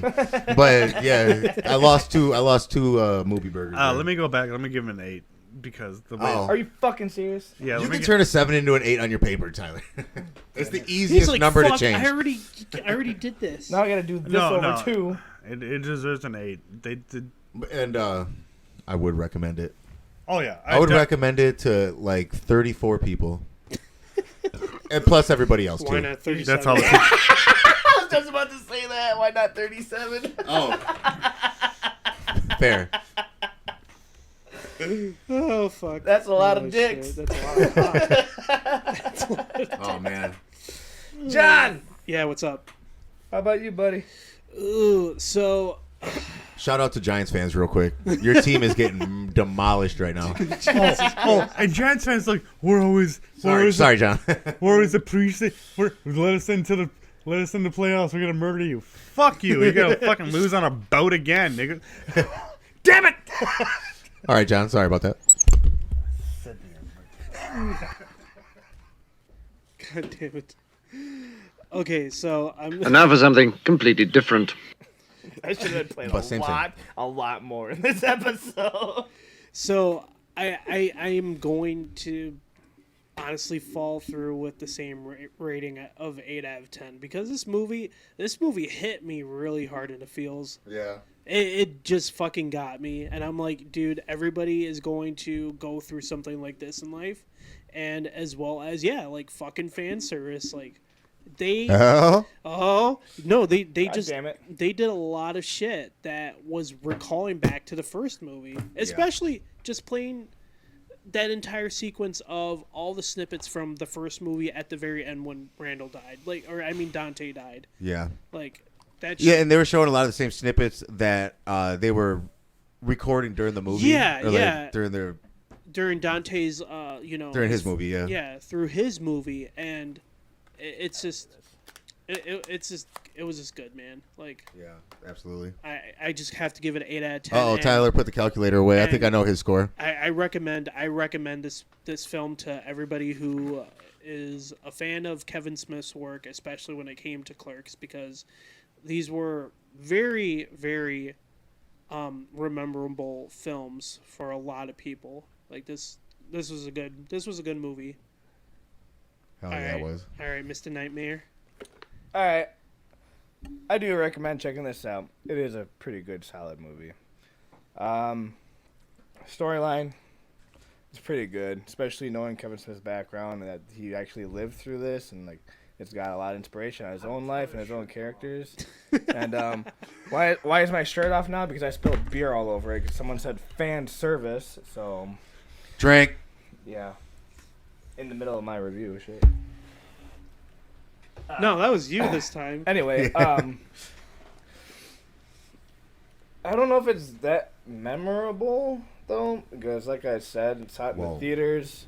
I had a hard time remembering even a lot of the jokes. I remember the storyline is like the main thing I remember from the movie, and it's the main thing that's going to stay with me from remembering this movie. I'm not going to remember a lot of the jokes. Honestly, even just watching it yesterday with you, Scott, I couldn't even remember a lot of the jokes coming in today, even just watching it again and shit, too. I don't think the movie was about the jokes, though. It really wasn't, but... Well, you gotta have the jokes to keep it moving, or to keep interest. Like, and I believe they did have that. Yeah, Yes. absolutely. Yes, Yeah, and like, in a very... Like, it was compact enough, and the jokes weren't spread apart far enough, that you get bored or anything. And they weren't too close to each other, either. Yeah. Storyline's great. A good ratio. Joke to plot ratio. Well, for a third movie, yes. Yeah, oh man, you know what? I'd go up to a 9 just because, like, I would. I said I would. I would. Get correct in stars. No, I'm just playing. No. But yeah, that's a good point though. If I would have put that into consideration, I probably would have went higher because a lot of like second, third movies completely are fucking trash. You know what I mean? Yeah. And to do this 15 years later, or what was it? 27. No. Clerks 2 was like 2000. I mean, look at Clerks 2 was 2006. Look at the screen right now. Tell me they're not paying total homage to everything that was Clerks. So Clerks 2 was 2006, but the first film was 27 years ago. Yeah. So yeah, to come back, even from the first film to the second film, 12 years later, and then from that one to this one, yeah, like they just like they've been able to pull it off extremely well. All right. But then again, when you got 15 years to make a fucking movie, it better be fucking good. Yeah, it better be good. I gotta Dan, I don't know if that caught any of the microphones, but that would have been great. Probably did. Because it's harder to come back to a movie 15 years later and then do it right. Can I finish? Please, can I finish? Yeah, to be able to do that is great. Okay, I'm finished. No, wait, hold on. I gotta finish my shit here real quick. So, I don't even know where I was, but I do recommend You're right it. there. Solid movie. Dad Joke Central. My rating. Boys. Yeah. This is another Doctor Strange. This is an 8 average because I give it an 8 too. You guys have talked. Dan especially has talked me up on this movie a lot. From the dogma connections, everything. I like it a lot more. Just kind of thinking about that. If I didn't have that opinion, honestly, I was coming in with a 6. Ooh. I was coming in pretty low. You hear that, Kevin Smith? I know you're listening. But with Dan's conspiracies and fan service drink fuckers, I'm not drinking this time. But I got nothing to drink. You keep on talking. But no, solid. Check it out. 8 from all of us. That's pretty hardcore. Damn, that's a solid 8. Damn, Yeah. and in my opinion, changed that though, huh? My perspective on the did. movie? It honestly really fucking did. I'm proud of myself for having that. Well, because I love that you connected Dogma to this, because I would have never thought about that Well, the at Buddy all. Christ thing just screams out Dogma. I always just see that as Kevin Smith, like, oh, that's a Kevin Smith joke. No, that screams That's Dogma to me. Yeah, right? like how I mean, like how Raimi puts his car in every movie. Yes. You know, like now Buddy Christ has been showing up. That's so funny, because I said Doctor Strange, you're pointing that out, too. Fuck yeah. Hey. Okay, fair enough. Well- and if that raised it to a 6 to an 8, that's a huge jump in stars. Yeah, it kind of is a little bit. Well, I already did love the movie. I think I was falling flat on the jokes. I don't think it's as funny as it was, and that's like. Well, the movie that- wasn't about the jokes. So I know much. you helped me conceive of that also, because every time growing up watching Clerks, it's always been funny to me. It had never been like something serious or emotional. Well, maybe Yeah. I got to give them a rewatch maybe to really catch that now. The but- other Clerks weren't about that. At Yeah, all. that's what I feel like too. They weren't. They were more comedy, and that's what I had a problem with at first until you came on here and you kind To of changed my give you the mind. perspective of where they're trying to get at. And with I'm their fan. very glad you are here to do that to me. Oh, thank you. You know. Damn, the Eagles. The Eagles Well, are good. I think it's about to be game time. Oh yeah. Okay, no, I can grab a drink. Yeah, I gotta take a. Yeah, I'll explain. I gotta take a piss too. So. I'll explain the game. Oh well, I guess I won't explain the game yet. And I need a fucking shirt. Okay, in the meantime, we'll keep the podcast going. God damn it. Dingus, what games have you been playing lately? What games I've been playing lately? Yeah. So I started playing Warhammer 40k Dark Tide because Is that a digital game, or are you playing that IRL? Are you No, painting digital. characters and shit? digital. Well, if you know, No, I don't do the tabletop. No. Warhammer 4. Dude, I used to go to Rockheads and watch people play Warhammer. That game is intense. It's very intense, but Do Dark you Tide. Well, it's a little boring, but do you it's do that intense. on a dice roll, right? No. So Dark Tide. Okay, so I'm gonna. I was talking about Warhammer. So Yeah, you, no, that's the game. That's what I'm referring it to, Dark Okay, Tide, okay. because that's what it's called. I'll It's stop called- interrupting you. No, Go no, ahead. you're Is that you're on the fine. computer? It's on the computer. They have it available for Xbox, PS4, and Steam. You don't want me to touch Warhammer. Bro, that fucks with Well, Warhammer. here's the thing. Here's the thing, though. So this isn't really like any ordinary Warhammer game, because it's basically the combination of the Warhammer universe and Left 4 Dead. What? Yes. Well, here's the thing: the Warhammer universe is already so fucking out there with Yeah. Death Marines and shit. Yeah. But you're And not it's playing. like- But you're not playing as a Marine. You're playing. You can play as. You can play as anybody. Yeah. Your army is anybody you want to pick the army as. But the thing is that the game you get to choose as what class you want to play as. You got the Orkrins, you got the Zealots, Psychers, and as well as a veteran sharpshooter. And so I chose a fucking Ogryn because I fucking love Ogrins, and I kind of Fuck our Ogrins. Ogrins. Yeah. Ogre. Okay, well then why call them Ogrins if they're ogres? Because it's Because it's a Warhammer universe. I'm sorry. Yes. Go on. But I It's chose like- that class because I like playing. Just like zombie Marines or some. But they're not zombies. No. I'm not saying Ogrins are zombies. But No. But I know I understand what you're talking about. But I'm saying like what you're fighting against. They're not zombies. They're like infected people. You can have an army of infected people. Well, you're not. The game is very different from what people play when it comes to Warhammer. Oh, okay. It's very different. That's why. So let me explain Warhammer for people. Yes. This would be a game where I set up a tile. I set up the whole arena with individual hexagonal Yep. tiles. I set them up, and I get all my figurines, which are overpriced, and then I paint them for overpriced things, and then I play the game, and then they have dials at the end for their power, and each army has their own little thing. Sometimes they're ranged, sometimes they're better close combat. And it's basically with Magic, only you what you make is less money, and with Magic, you just get to buy a card. Sometimes that's worth like $3, and it's worth like $40. So, now please look at the camera and say, "I'm white trash and I'm in trouble." I'm white trash and I'm in trouble. Damn, man! I'm gonna grab a couple beers.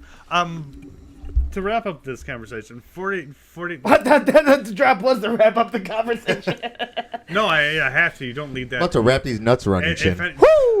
If I leave this at just an open end, it's not fair.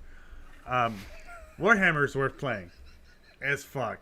I will never do it because I don't want to spend the money on it. But if I did, I'd play the fuck out of it. If you're an artist, it's good for you too because you can paint all your figurines and and shit too. Yeah, true. I'm just personally more of a Magic person because that's what's been introduced to me. But Magic the Gathering has money to be made. Yeah. Nerd alert. You know what's the greatest is when he beats me at Magic. No, I just beat you at Madden. Madden, Magic, it doesn't fucking matter. Like, I'm talking all this nerdy stuff, and I'm still watching football, so, like, suck a dick. Yeah. All right, we're going to get to the game now.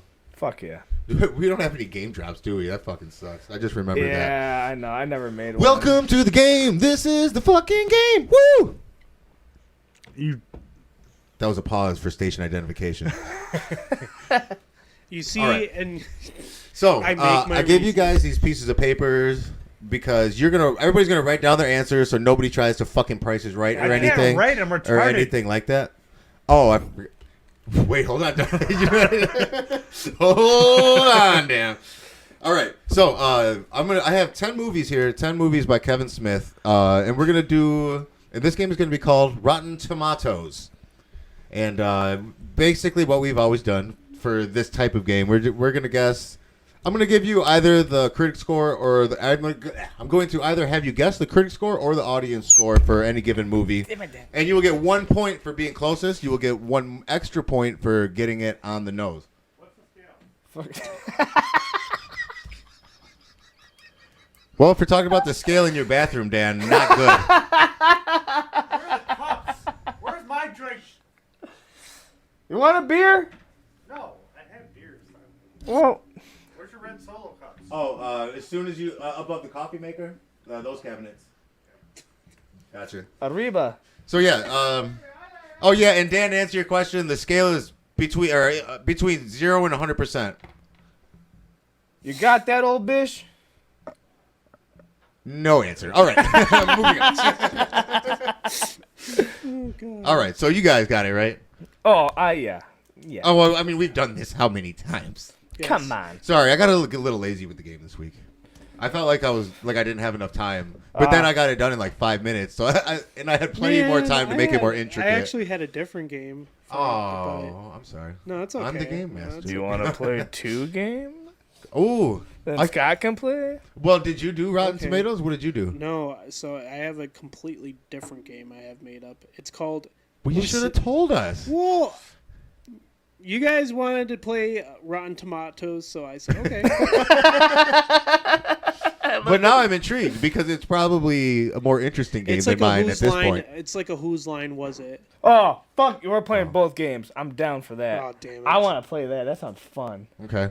I don't care. This shit can be 3 hours. I do like that. That's a good idea. Fuck you. We've thought about things like that before, but we've never pulled the trigger on it.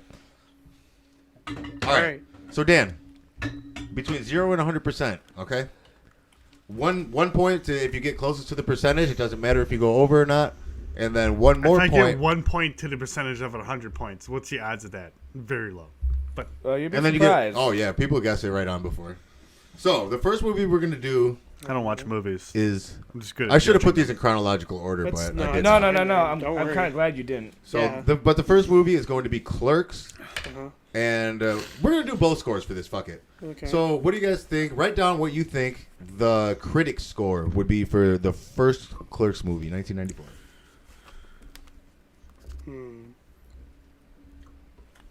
Who the fuck brought this pen?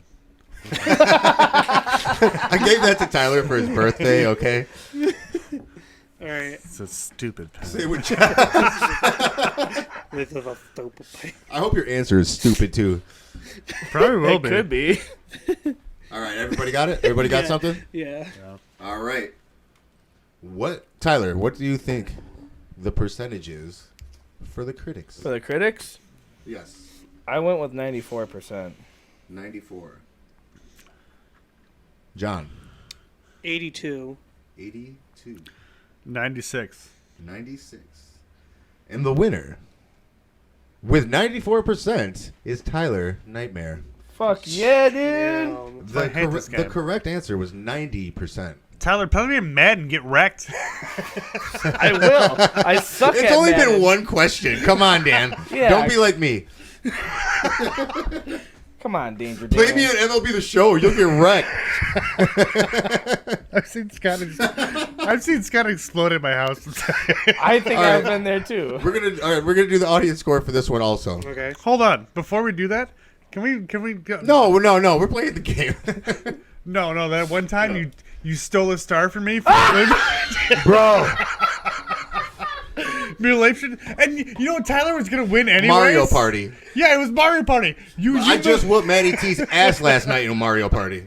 Your manipulation this is was a funny fucked story. up. Shout out to Maddie T. And because I was did doing whoop your ass so in well in on that shit last games, night. because I was doing so well on games, Scott got scared. He was like, "Shit, Dan might win this out of nowhere," and he hasn't Yeah. played this game forever. So you started sweating fucking bullets, you asshole. You goddamn right. Who won that game? No, because Tyler. Not you.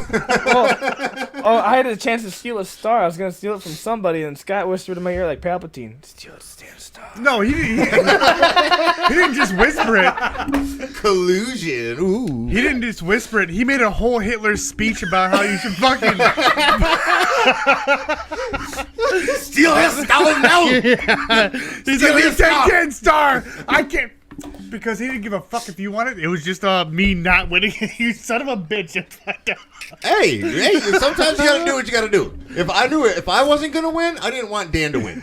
I just want that. And sometimes I'm petty like that. I just want that on record. So now. I want now. Okay. It is now known forever and ever. I just want that on record. We can move on. So Clerks, audience score. Write your answers down. I already have it written down. John looks done too. Yeah. All right, we're gonna go opposite this time. I think me and John paid attention to the project. Dan, what did you write? 98%. I paid attention to real life. 98%. All right, John. Is the amount you don't want to. 96. Tyler. 95. Tyler wins again. Fuck yeah, dude. It was 89%, which is just one away from the critics. What the Damn. fuck? So the critics in the audience agree. Hold on. What did Tyler guess? 95. And you guessed 98, and John guessed 96. I fucking hate this game. All right. That was a 2-pointer. This next one we'll only do 1 point because there's gonna be way too many points. Help! I'm being repressed! These giants are So I'm gonna leave it up to you guys. Do you guys want to do the critics or the audience score? Critics. Critics? Critics always first and they do audience. No, we're only gonna do one of them this time. So I'm down for whatever they want. So the critics. So Clerks 2. What is the Clerks 2 critic score?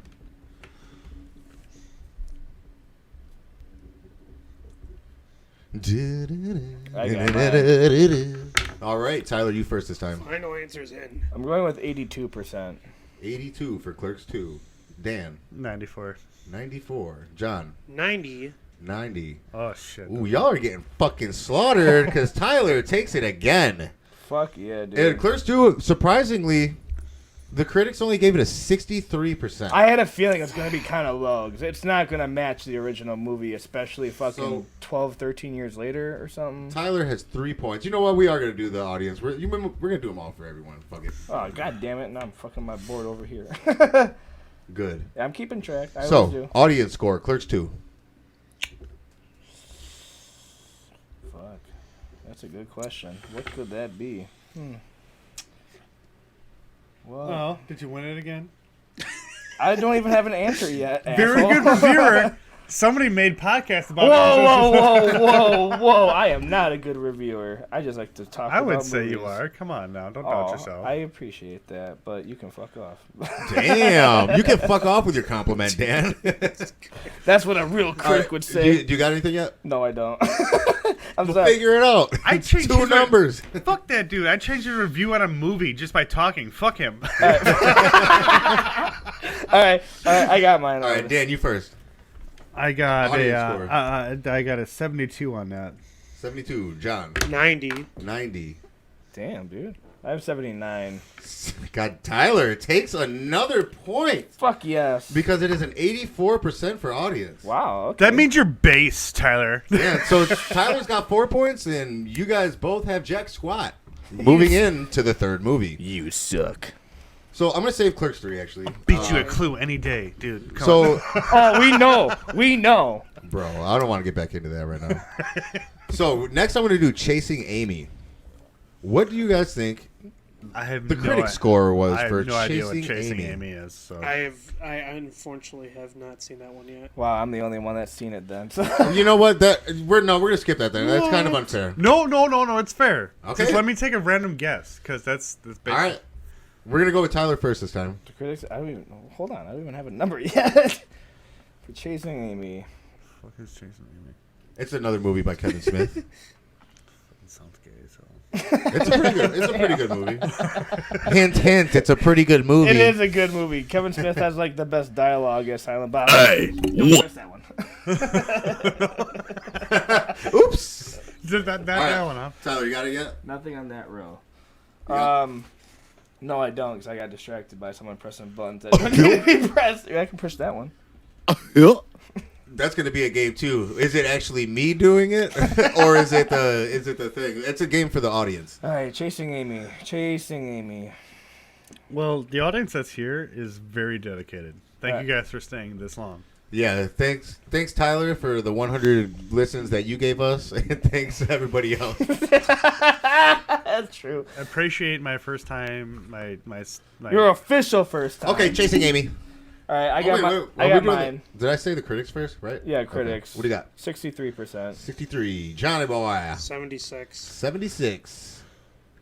Danny boy. I like this one because now we're playing a numbers game, right? On percentages. Yeah. So now if I can average it out to that, 59. 59. And John takes the points. Damn. With 76. The correct answer was 87%. Okay. The critics really liked Chasing Amy. I didn't think they would, honestly. I think audience would more than the critics would. Well, let's find out. The audience score. Or the audience score. What do you guys think? I got 88. Oh, you guys already did? 88? Who said 88? I said 88. And you can tell I hit it on the dot when he said it. 81? No. 78. 78. And John is making a comeback because John sweeps Chasing Amy, sweeping Amy off her feet. John has 2 points now. He is in the game. Dan is not. I am not based. That's why I'm like. All right. You vanilla bitch. The next movie we're going to be talking about is Mallrats. You guys are vanilla bitches because I have my own opinions. What's the difference?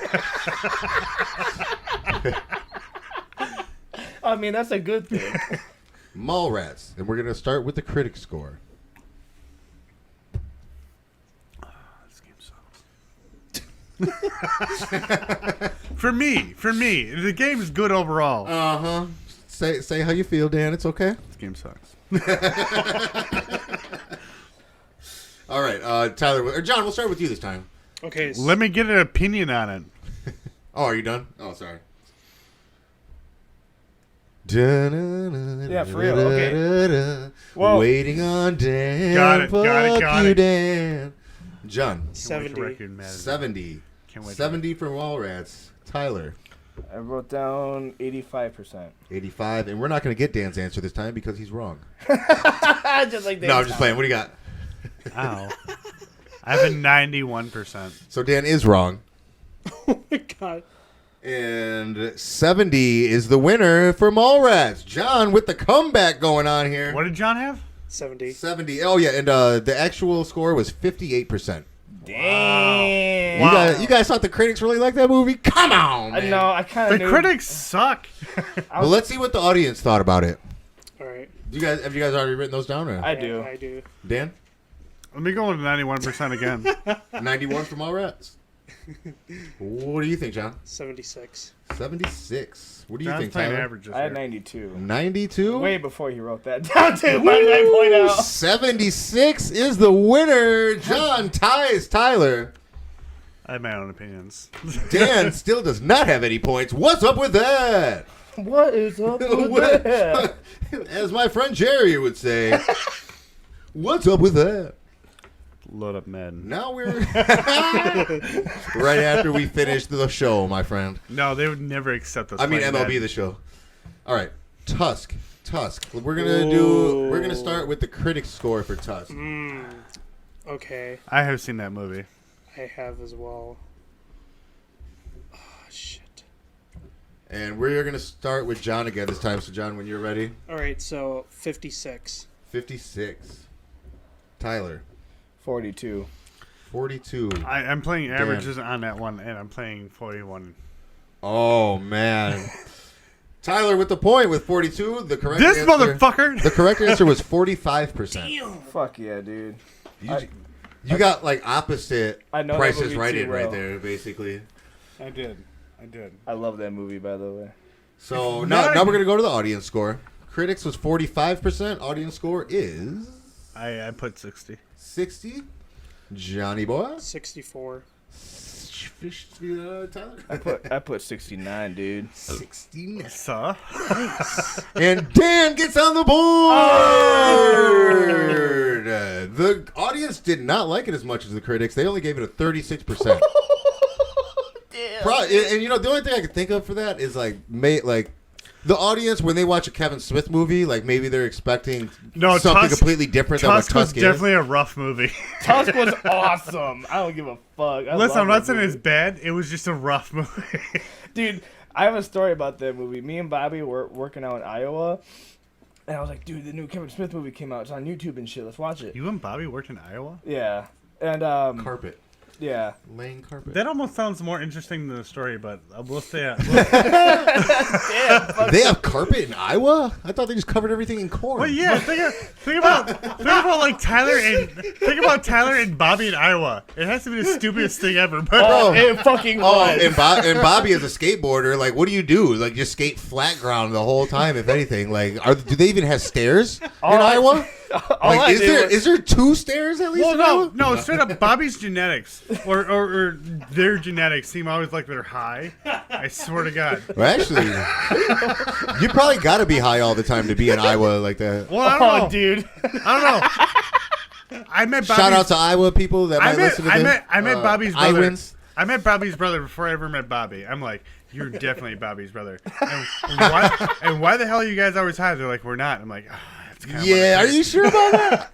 I'm like, okay, I figured. Anyway, the story with Tusk, I made Bobby watch it, and by the end of the movie, we're all going to bed, and Bobby just turns over and looks at me and says, "Thanks, Tyler. I'm not sleeping tonight." Look at the redeeming thing. Those are awesome. Those are. I love him and both his brothers. I love all of that family. Oh yeah, there's some they funny are great people. But if they don't shout out to Bobby, dude. I know you're probably gonna listen to this shit too. If they don't seem like Shout they're out, always Bob. high, then I don't believe them. All right, moving on. The next movie. This is a movie that I've never seen, but it is still a Kevin Smith movie, so it's in the freaking game, and it is called Red State. Ooh. And we're gonna start with the critics again. Okay.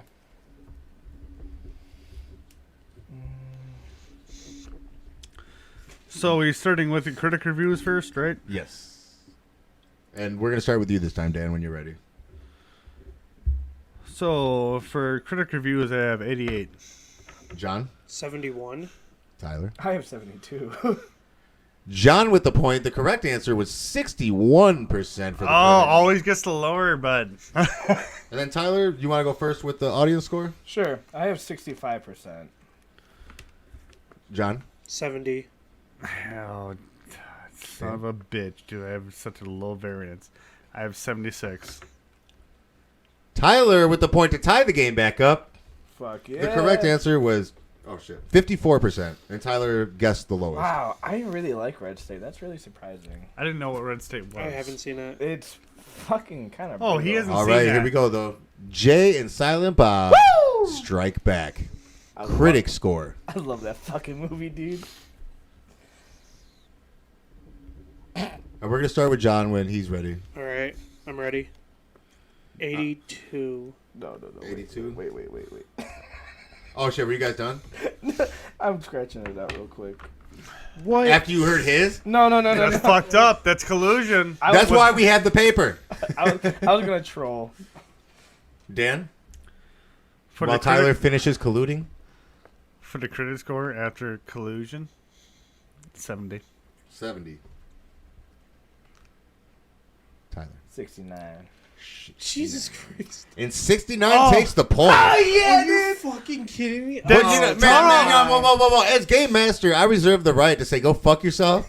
And we're just going to do the points on the audience score because you crossed something out and I don't like it.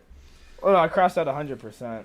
Well, then you would have lost. I know. So in that aspect, we can't count that score. I was gonna troll. That's why.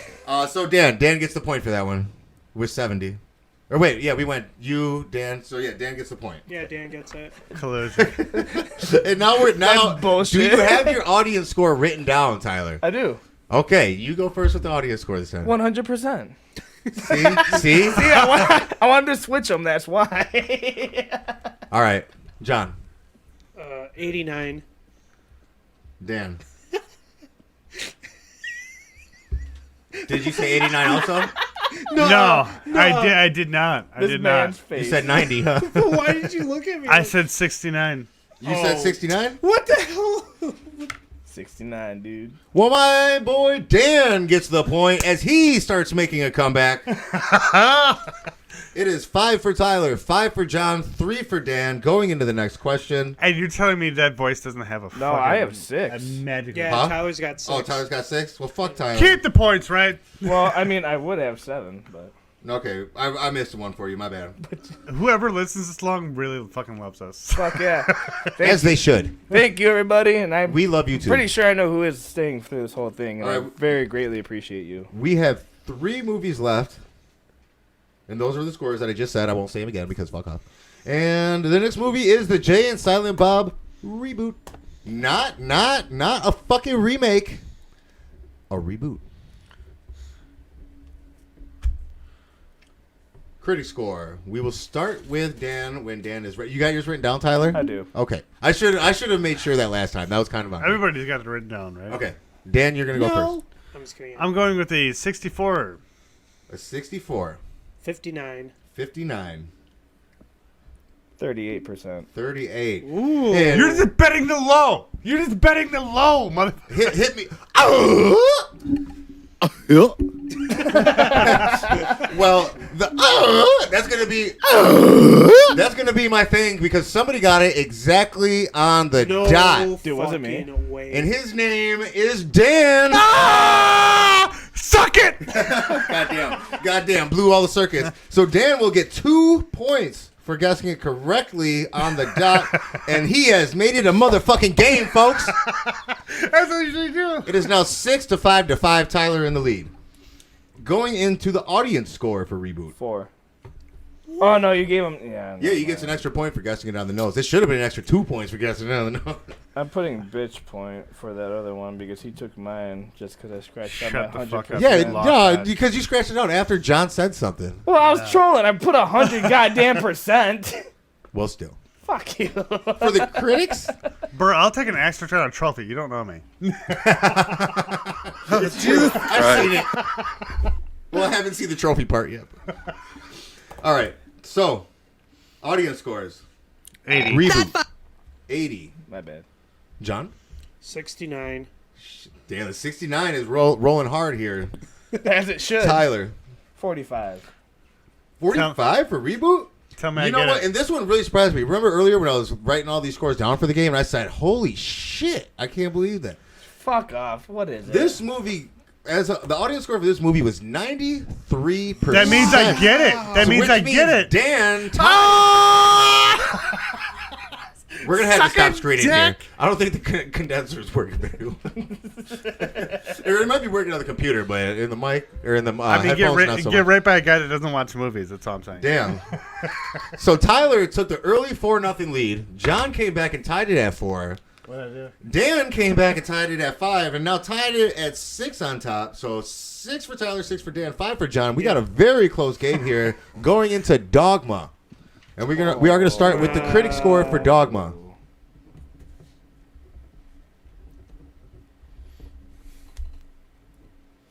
Okay.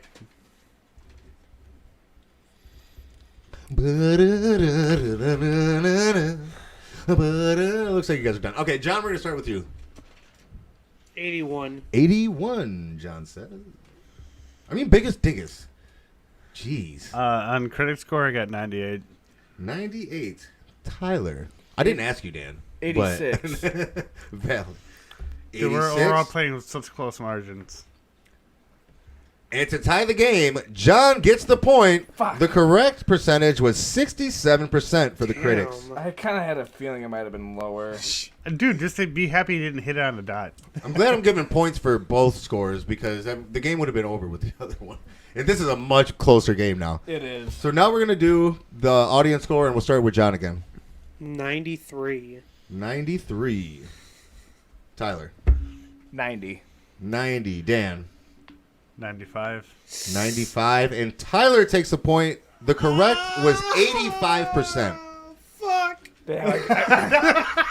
And now, so we're going. What poor old thing did you just we're do now- to my ears? I have headphones on. I heard that. But all right.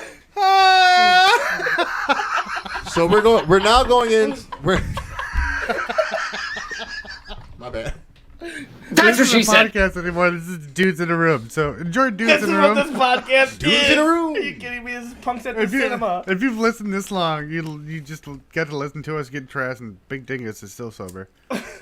Oh, I know people that are listening and enjoying Okay, guys.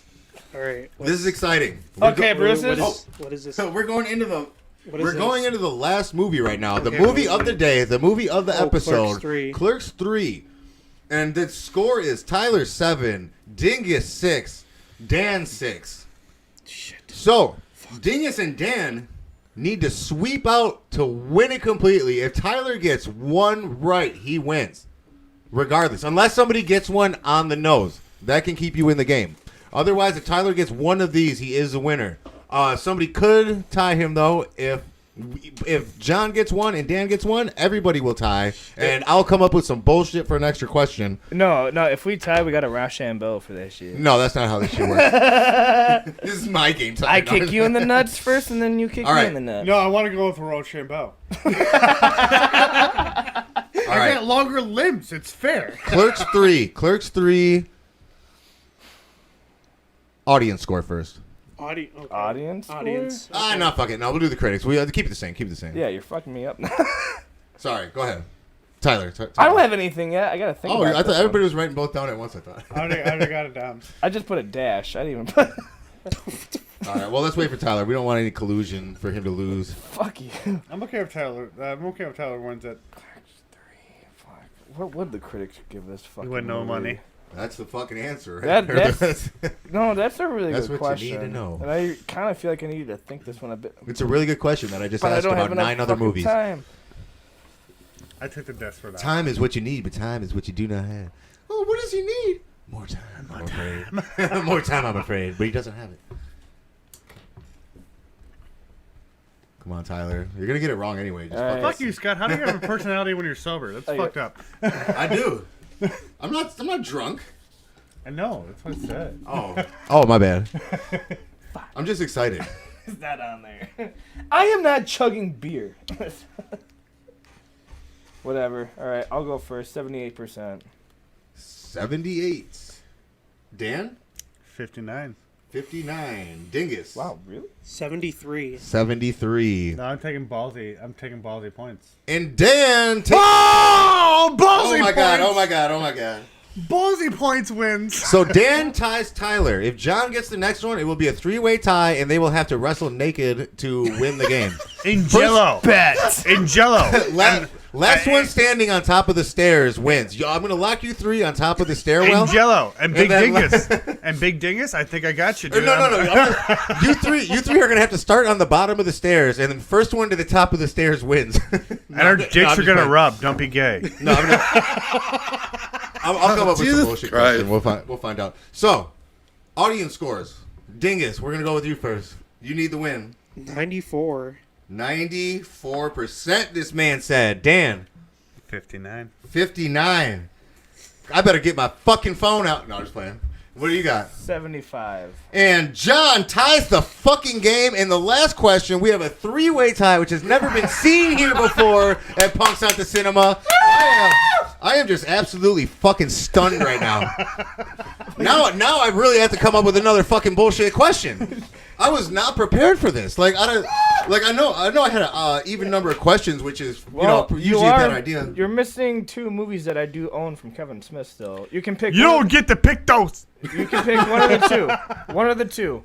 There's Jersey Girl and there's Yoga Hosers. Hold on. Fuck both of those movies. Pick Mean Girls. Mean Girls. Do Yoga Hosers. Mean Girls. That's funny. We were supposed to do Mean Girls this week on fucking. We died on Mean Girls. It was supposed to be Freaky Friday.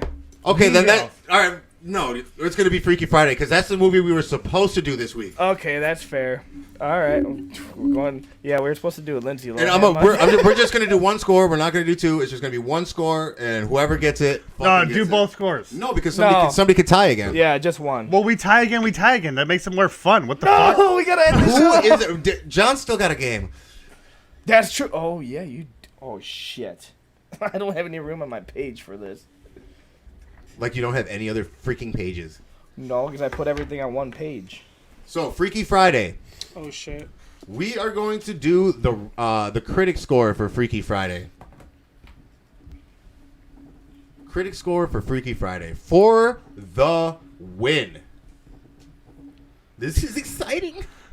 69%. Fuck it. Damn, I didn't ask you, but 69%. John, we'll go with you next. We'll go around the table. 83. 83? Dan? I'm about to smash these dudes. 99%. 99%? And the winner in one of the most amazing games that we have ever had here on this show is the biggest of the Dinguses, John! The correct answer was 88%.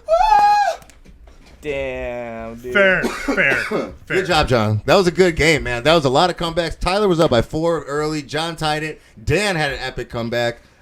And then, yeah, you guys all tied it in the last question, and that was great. Good job, guys. This is why That's the best we could have done, actually, to make it a that was great. But check it out, Dan. We have another game to play with the 3 of us now, so Sky gets to play now, too. Oh, yeah. Now I get to play besides with my penis. Great. Well, Jesus Christ. it's time for a new game, guys. All right, we're playing 2 games. New game. I don't This like Wait, game- I will need 1 second, actually. I'm sorry. That's fine. I really got to pee. He's I got have to to pay us. Did you take the JFK? I would. But he's dead. Damn, dude. As a side note, did you hear that? Okay, I'm gonna need a political for just 2 seconds. No, and political and shit. only for this. Did you hear the CIA files that were released that they actually murdered JFK? Well, it's It's just like open now and like What? It was the mafia. No, you're thinking of Diamond. Don't get on that. So after so long, Scott! Hurry up! Finish your piss! Like, hurry the fuck up! At a certain point in time, the government has to declassify documents that come at a certain age. It's like every 30 years or some shit. Yeah. So you've heard about this. You've seen about this. Well, I've seen the UFO ones, not what you're talking about. So they finally released that they had to declassify them, and it totally shows that the CIA murdered Kennedy. All right, I'm here. And it's just open knowledge now, and nobody cared. All All right, sorry about It blew my mind. Like, nobody cared that there's actual evidence that the CIA murdered Kennedy because those files have been released. Oh, here we go again. Yeah, I know. No, I've actually, fun fact, I've been to Kennedy's grave. I don't know if y'all went on the D.C. field trip when you were kids. You might have been there, too. No, I wasn't allowed to. But it was one of the coolest experiences by a dead person I've ever had. Okay, here's a more interesting Other one fact. being George Washington's Here's a more grave. interesting fact. Do you know that Kennedy had a retarded sister? Jesus Christ. Oh, is that more interesting? Jesus Christ. So, Kennedy had a stupid sister. Game time. Let's go. Let's play this game. All right, so we're You doing. know what happened to her? I don't give a fuck. Let's play this game. They tried to lobotomize her. It didn't work. Jesus Christ. All right, so All the Kennedys deserve to be this murdered. This game is basically a who Dumbass. said, Yeah, said like that the line. Kennedys. So this What a game twist! This is what happens every time Kennedy gets brought up. Smokes, let's go. Oh, Yeah, I need a smoke now. Fucking A. Smoke. all right, tune in for the last episode. Or thanks for tuning in to the final episode. Damn, you fucking got us canceled again. It's funny that you say that. They Scott, canceled because Kennedy We kept joking bogusly. about it. And Nope was like the last shit we did. And- Tune in for the real final episode. well, no, actually, it's funnier because I said this is the last episode because John Cleese liked our shit, so we're not doing any more podcasts. We didn't after Nope either. Oh, yeah, that's funny. That is really funny to me. Anywho. It's also funny that we Alright. talk about Dan passing out in the bedroom, and now he's on this show, the next show after Nope. He's been there ever since. He has. All right, John. Take it away, John. 4 months later. So this game is called Who Said That? To give you guys a prime example, I'm going to say a line, which this line, I'm going to do it in Shaggy's voice to kind of throw you guys off, goes, like, I am your father. And you have to figure out who said that to get a point. And if you can guess also what movie that's Wait, from. did Luke you get another Skywalker point. say zoinks So- afterwards? I'm your father, dude. Zoinks! Zoinks, Darth! So you're saying I can say Kennedy's last words? Zoinks, there's people behind closed doors that are doing little things about American people that are related to you. Zoinks! Shot. Zoinks, that Nolan's very grassy, Shag. So you guys know that's Ride, Darth Johnny, Vader. ride. Yeah, got you. So you know that's Darth Vader. Okay, cool. So this Darth- first line is going to be, "You forgot the power glove." You forgot the power glove. You forgot the power The glove. fuck? I'm out.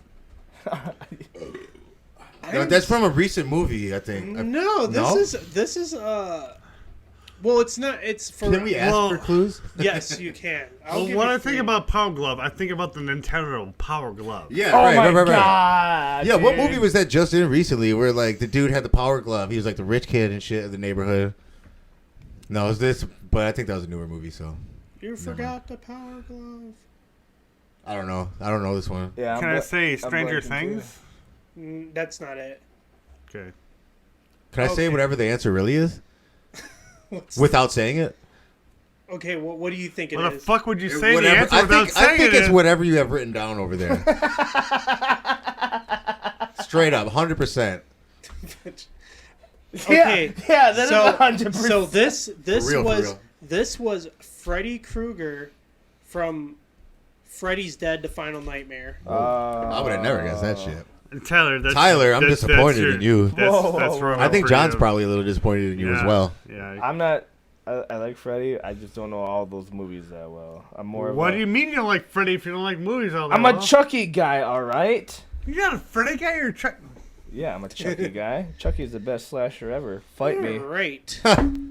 Okay, hold on. We're about to get another argument. How is Chucky a better slasher than fucking Freddy? How? I find it more comedic. Okay.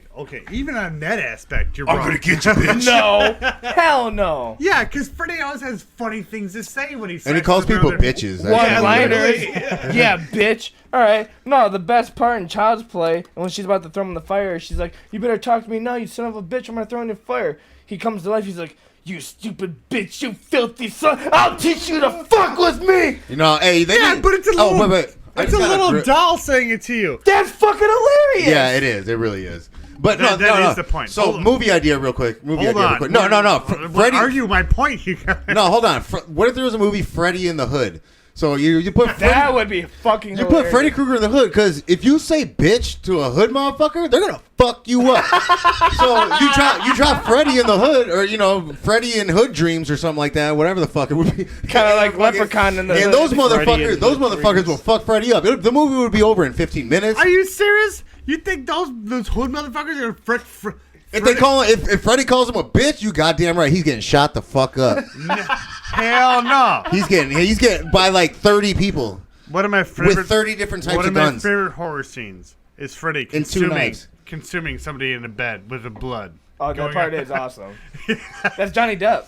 All right, we went too far into this. Let's go to the next question. Okay, so here's the next line. Damn. That's literally the fucking line. What the fuck is that? God damn you. All right. Damn. Well, it's damn and then pause for a few seconds. Damn. Are they talking about a device that holds water back? No, I'm pretty for sure they're talking electricity about. purposes? That damn. I'm pretty sure they're talking about their death. I broke the dam. I don't know this one. Okay. You made this game very hard, John, and we're only two questions I do in. make it very hard. I'm trying to watch football. That's what she said? Still? It's been like 2 hours. What? He's like, I'm trying to watch football. I'm like, still? It's been like 2 hours. There was 2 games. Oh my god. I don't know football. My God. So I don't know you this guys one. are stumped? Yeah. Okay, so John, looks like you got both points so far. Cabin in the Woods. no. Hey, that'd be a good thing. Like Without you a paddle. get a point every time you stump No. the other people. This is You should get a point every time you stomp somebody. Hey, I think I just said that exact same thing. I thought I wasn't disagreeing. I was just reassuring your point. Thanks a lot. Without taking confidence away from you. No. Shut up. I want to hear what the movie is. This is Dr. Emmett Brown as he's trying to assist Marty with trying to set up the line from Back to the Future Part 1. Bro, I'm never going to remember that shit. Get the fuck out of here. Don't throw me on it. Just enjoy it. I'm not gonna enjoy. The stickers are enjoyable. Fuck it. I swear you guys rip on me 13 or 14 more times, I'm out of here. All right, what's your next one? Last one. You only came with 3 questions. Yeah, I only came with fucking 3 questions. Yes. All You right. better come up with the rest. All right. What is it? If not, I'm going to. All right. So for the win, if somebody gets it, let's go. A happy moment. A happy moment. A happy moment. A happy moment. A happy moment. That's it. That's what you got. That's literally it. Peter Pan. No. Fuck it. Peter Griffin. I don't give No.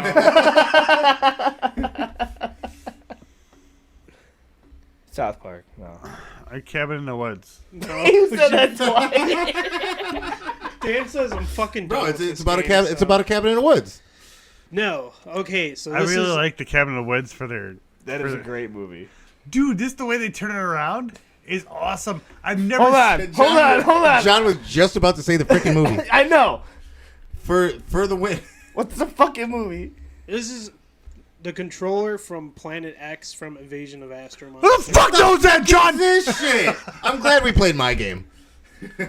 Yeah. No offense, John, but those were very No hard offense. questions. So obscure. There's So only, you, there's Dingus, only one for of those them I questions. could have got, and I didn't even get it because I don't remember that. And And that's I not don't fair. get, I'm not even a horror movie fan. I would have gotten none of those. that was a Godzilla movie. Oh, so Tyler, you should have got 2 of them. So fuck off. Yeah, Tyler Negative sucks. 2 for him. Dan and I win. Yeah. Right? Tie it. Yeah.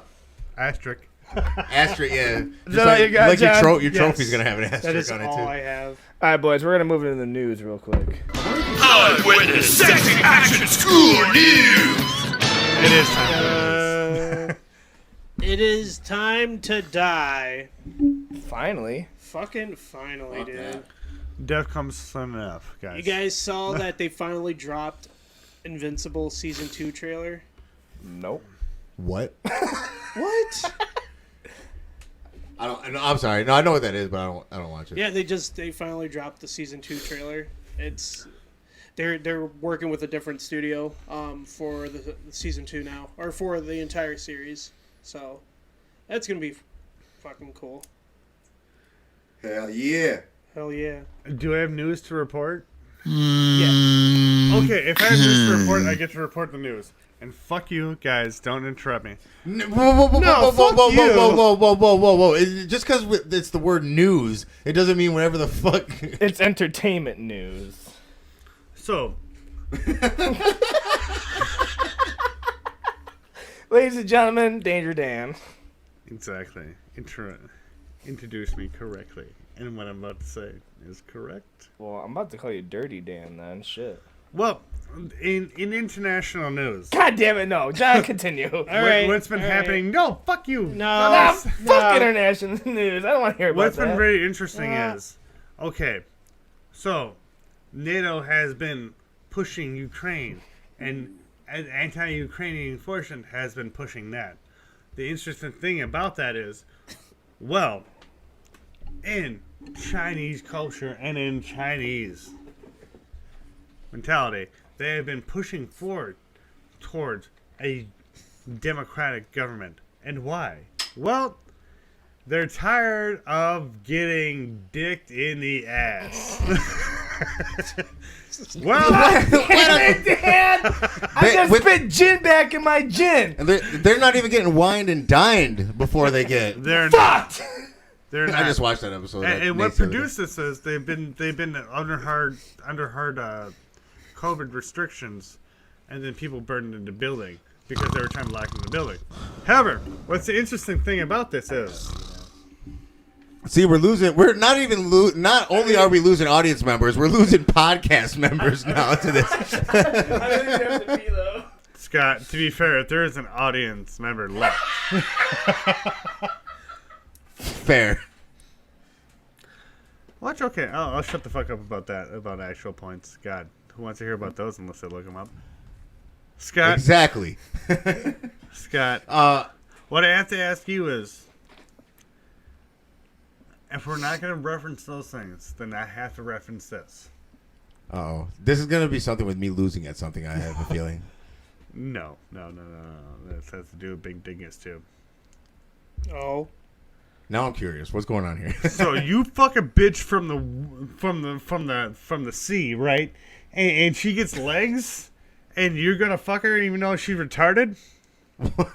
When was this even a question? Well, it was a question. He's got a problem with the Little Mermaid. I have a problem with the Little Mermaid, and it all.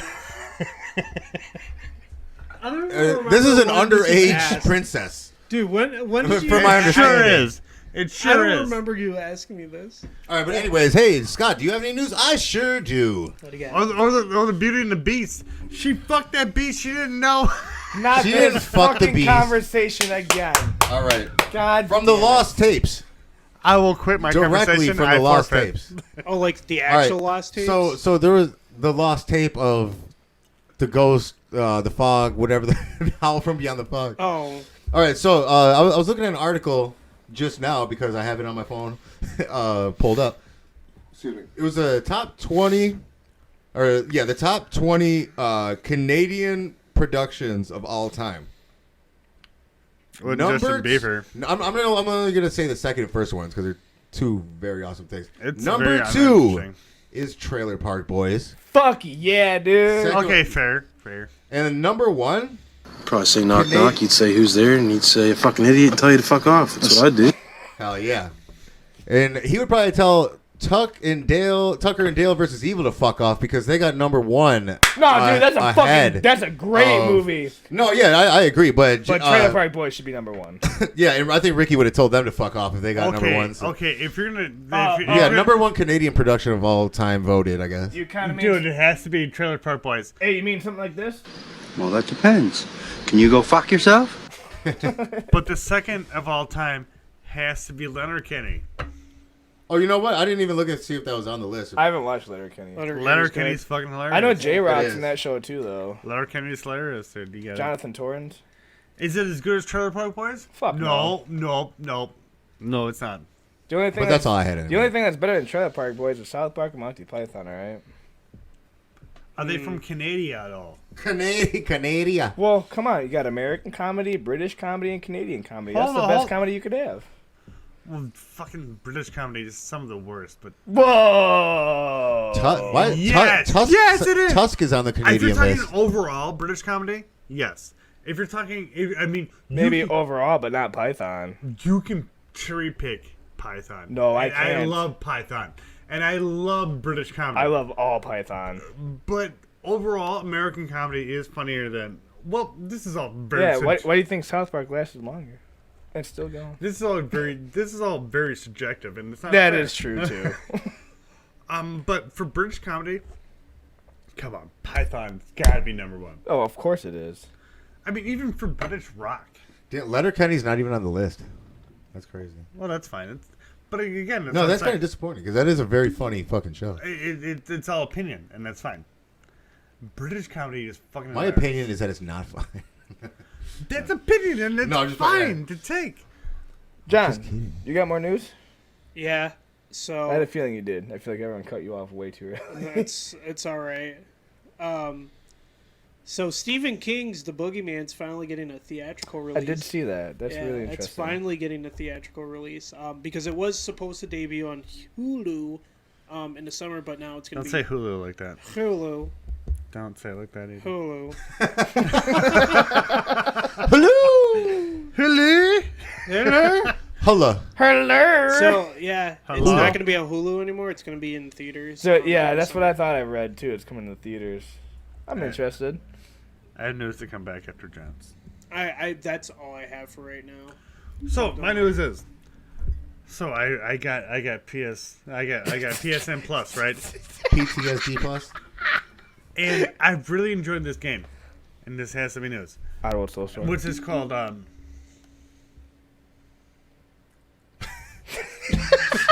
it. Dan. That's on record. Dan for the win. Evil Genius. It's called Evil Genius, right? Did you stop me? I'm still going? No, I just played a dumbass drop for you. That's fair. Fair comp. So this game called Evil Genius. What you do is you build a secret lair, and you lay plots around the world about how you're going to do them, to how you're going to do your Evil Genius plan. And it's the greatest game. It's the greatest game, and you should play Evil Genius. Wheezy baby. God damn it! I got some news too, dude. And also the new Oddworld game. Fuck you! Shut the fuck up! Hold on, let me finish. The transitions are just gold. I know, dude. Let me finish on top, dude. I'm not gonna finish like this. That's what she said. Top or bottom? Top. I already said it. That's what she said. So, the new Oddworld game has been nothing but awesome. The continuation of the game, and I've rarely seen this from games, especially when they continue on from what decade? 97. Decade, 2 decades on, almost 3, which is ridiculous to encapsulate the same gameplay. And they do it so amazingly. They do it so amazingly. Well, they replicate it so well. And they replicated so well into a new game. Shut the fuck up, let me say. The one thing that pisses me off is that you can't fart in that game. You cannot fart. That pisses me off. Wow, I didn't think about that. However, I remember playing Outworld, like in my childhood. And the greatest days of my fucking life. Yeah, my mom fell down the stairs, and my brother just had to go and get her. Jesus Christ. Well, she was fine. She didn't hear the stairs. That's funny towards me, not you. God damn. We're fucking dark assholes over here. She's still alive. She's a great mom. But the way they didn't redo everything. They told the story that Lauren Landing actually wanted to tell in the original second game. They had to put out the second game in 9 months, so he had to rush it, and he was not happy with it. Even the purpose or even the mentality of the game is still there. It's amazing. Oh, dude, the story. Because there's so much lore now. Dude, I could do a whole other podcast. Okay, you guys, on this. we're gonna have to cut that one short. I know. I got some news too. We're getting way too off track. Okay, let's wrap up the game and actually talk in person. But we're on news, dog. Okay, this is gamer news. Fuck you. This game came out. Gamer news. No, let's keep going. Come on. So Frankie Muniz is a NASCAR driver now. Oh yeah, that's wild. Yep, I knew about Dude, that. that's fucking crazy to me. Frankie Muniz, NASCAR driver. He deserves to be, dude. If that's what he wanted to do and he did it, then how can you hate at him? That's for it? no, that's. But with his memory loss, like, what if he's like driving around the track, and then all of a sudden, does he like, really forgets have? Oh fuck, I'm a NASCAR driver. Does he really have memory loss? I don't know. Apparently, he doesn't or was that remember just doing the show. Well, I feel like that was probably traumatic for him being that young. And no, it wasn't traumatic. I think it was like a meningitis. Yeah, I think there's a horrible stigma about people who are child actors on what they've been put. I mean, who's that chick? That chick from 50 First Dates? Who is she? What? What? Drew Barrymore? Drew Barrymore had a horrible childhood because of child acting, though. She did. Because of E.T.? No. Well, they didn't tell her that E.T. was like a puppet. She had a horrible childhood. I heard she's had a very bad experience when she was a kid acting, starting out at a young age. Yeah, she did a lot of bad experiences. I mean, Epstein's Island was there. Jesus Christ. All right, fuck this. All right. What? It was there! That dude was totally raping kids with Kennedys. And Clintons. And Bushes. And Bushes. They're all fucking kids. How the fuck? All right. Jesus Christ, Dan. Full Bushes. They weren't fucking kids. Why is it bad to say this? They're all fucking children. They're bad. Welcome to the Clerks 3 podcast. With the last episode. The final episode. I'll be the first and I'll be the last. Probably. Okay, they're not all fucking kids. Prove me wrong. I'd rather not. Let's move on again. Yeah, I think I'm done with this. I'm just gonna pick the song of the week. Kind of fucking kids. John, did John have any more news? No. Oh. God, It's just ridiculous. We gotta end this. So we can just we do. Keep me off record, dude. Just so we can get drunk and then record an aftercast if you want to, I guess. If you want aftercast. That's after pod shit for sure. All this shit is after pod shit. Oh, man. It's already been after pod. John, that reminds me of the old days. Thanks for anybody that's still cracking open a cold one, dog. I miss If those you're days. still here, thank you for listening to the end. Yeah, don't mind Danger Dan. Anyway, fuck that. He was fucking kids. That song. Oh, he hung himself? He hung them kids on his dick. All right. Okay, we're done. All right, so the song of the week.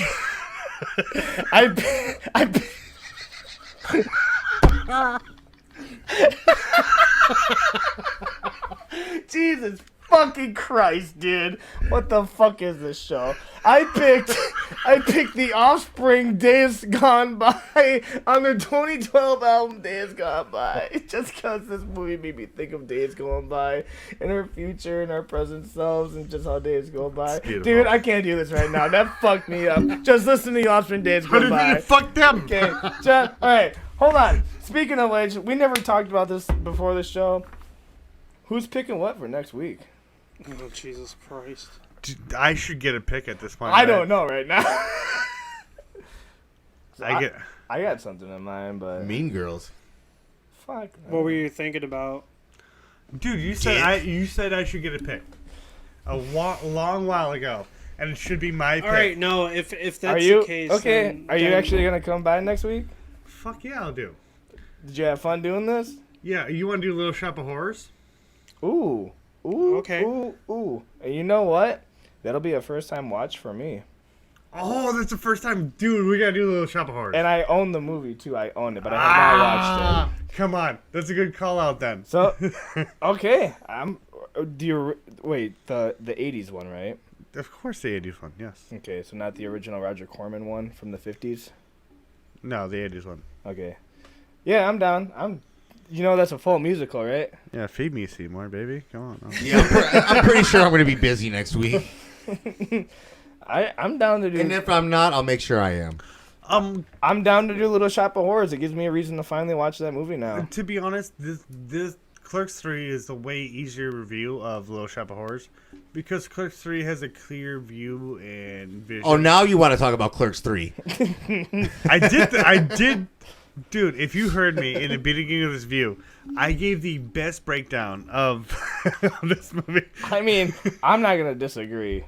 You go ahead back and listen and play it back again. So and then maybe one more time. So if you can handle Dan's coming back next week because he's picking the movie apparently, and we're gonna talk Little Shop of Horrors. which I'm actually really excited about because it's, like I said, going to be my first time watch. I put it in for like one time for like 15 minutes, and I was like, I'm not feeling this right now. Never heard that? But now that I have to watch it, have you ever seen Honey, I Shrunk the Kids? Of course. There's going to be a new one coming out. Is a horse a horse? Of course. That's a horse. Actually, there's some fucking news. What's his name? Tuck your tits. Rick Moranis. Rick Moranis has his first movie appearance in 20-something years. He's gonna come back and do a Honey, I Shrunk the Kids reboot. Oh shit! Really? Yep. Yeah. I didn't know that. Yep. This is gonna be his first time on screen. I don't remember when they announced it, but he was returning. Not too long ago, but yeah, it is a movie, right? I don't think or is it a TV series? It's gonna be a TV series. From what I recall, but I could be wrong. Yeah, I forget. I'm gonna look it up right now, but I know. But yeah, he is coming back though. He is gonna act, and it is gonna be a Honey, I Shrunk the Kids type thing. Are we doing last reps here? What? Last like a rap, a rap. Yeah, we're pretty. Yeah. Wrap it up like when you fuck a hooker. Anybody? Anything?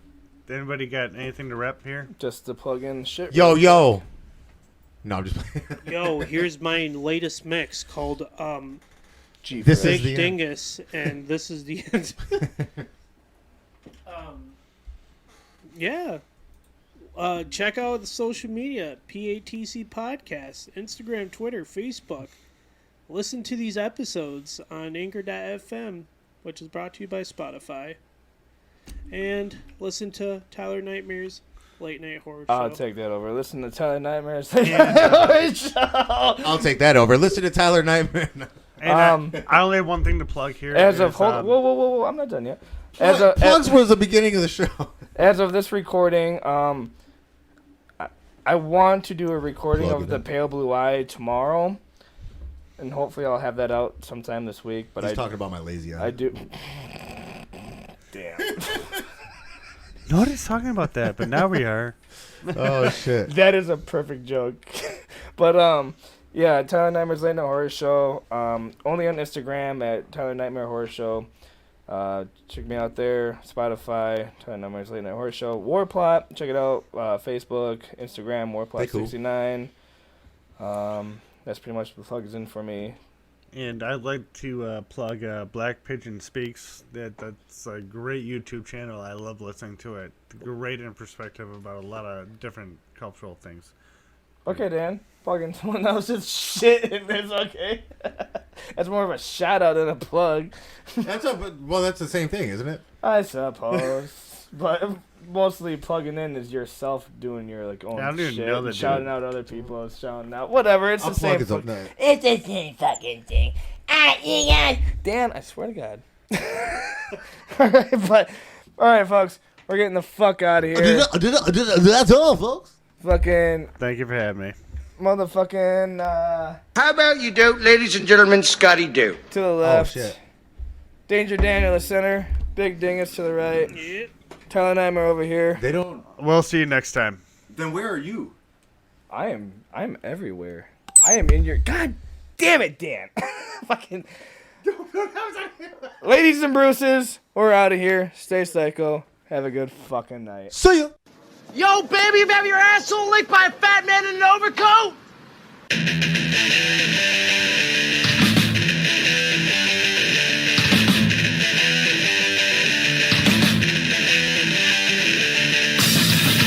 That fucking thing! Fall around the drain! Take what is yours! Hands on the top! One fucking left! One fucking right!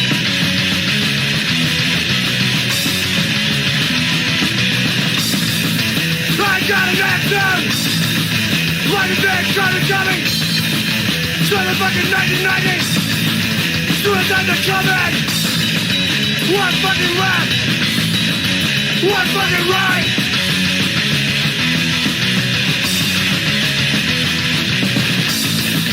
That fucking thing! Fire out the grave! Take one into yours! When time for tough! One fucking left! One fucking right!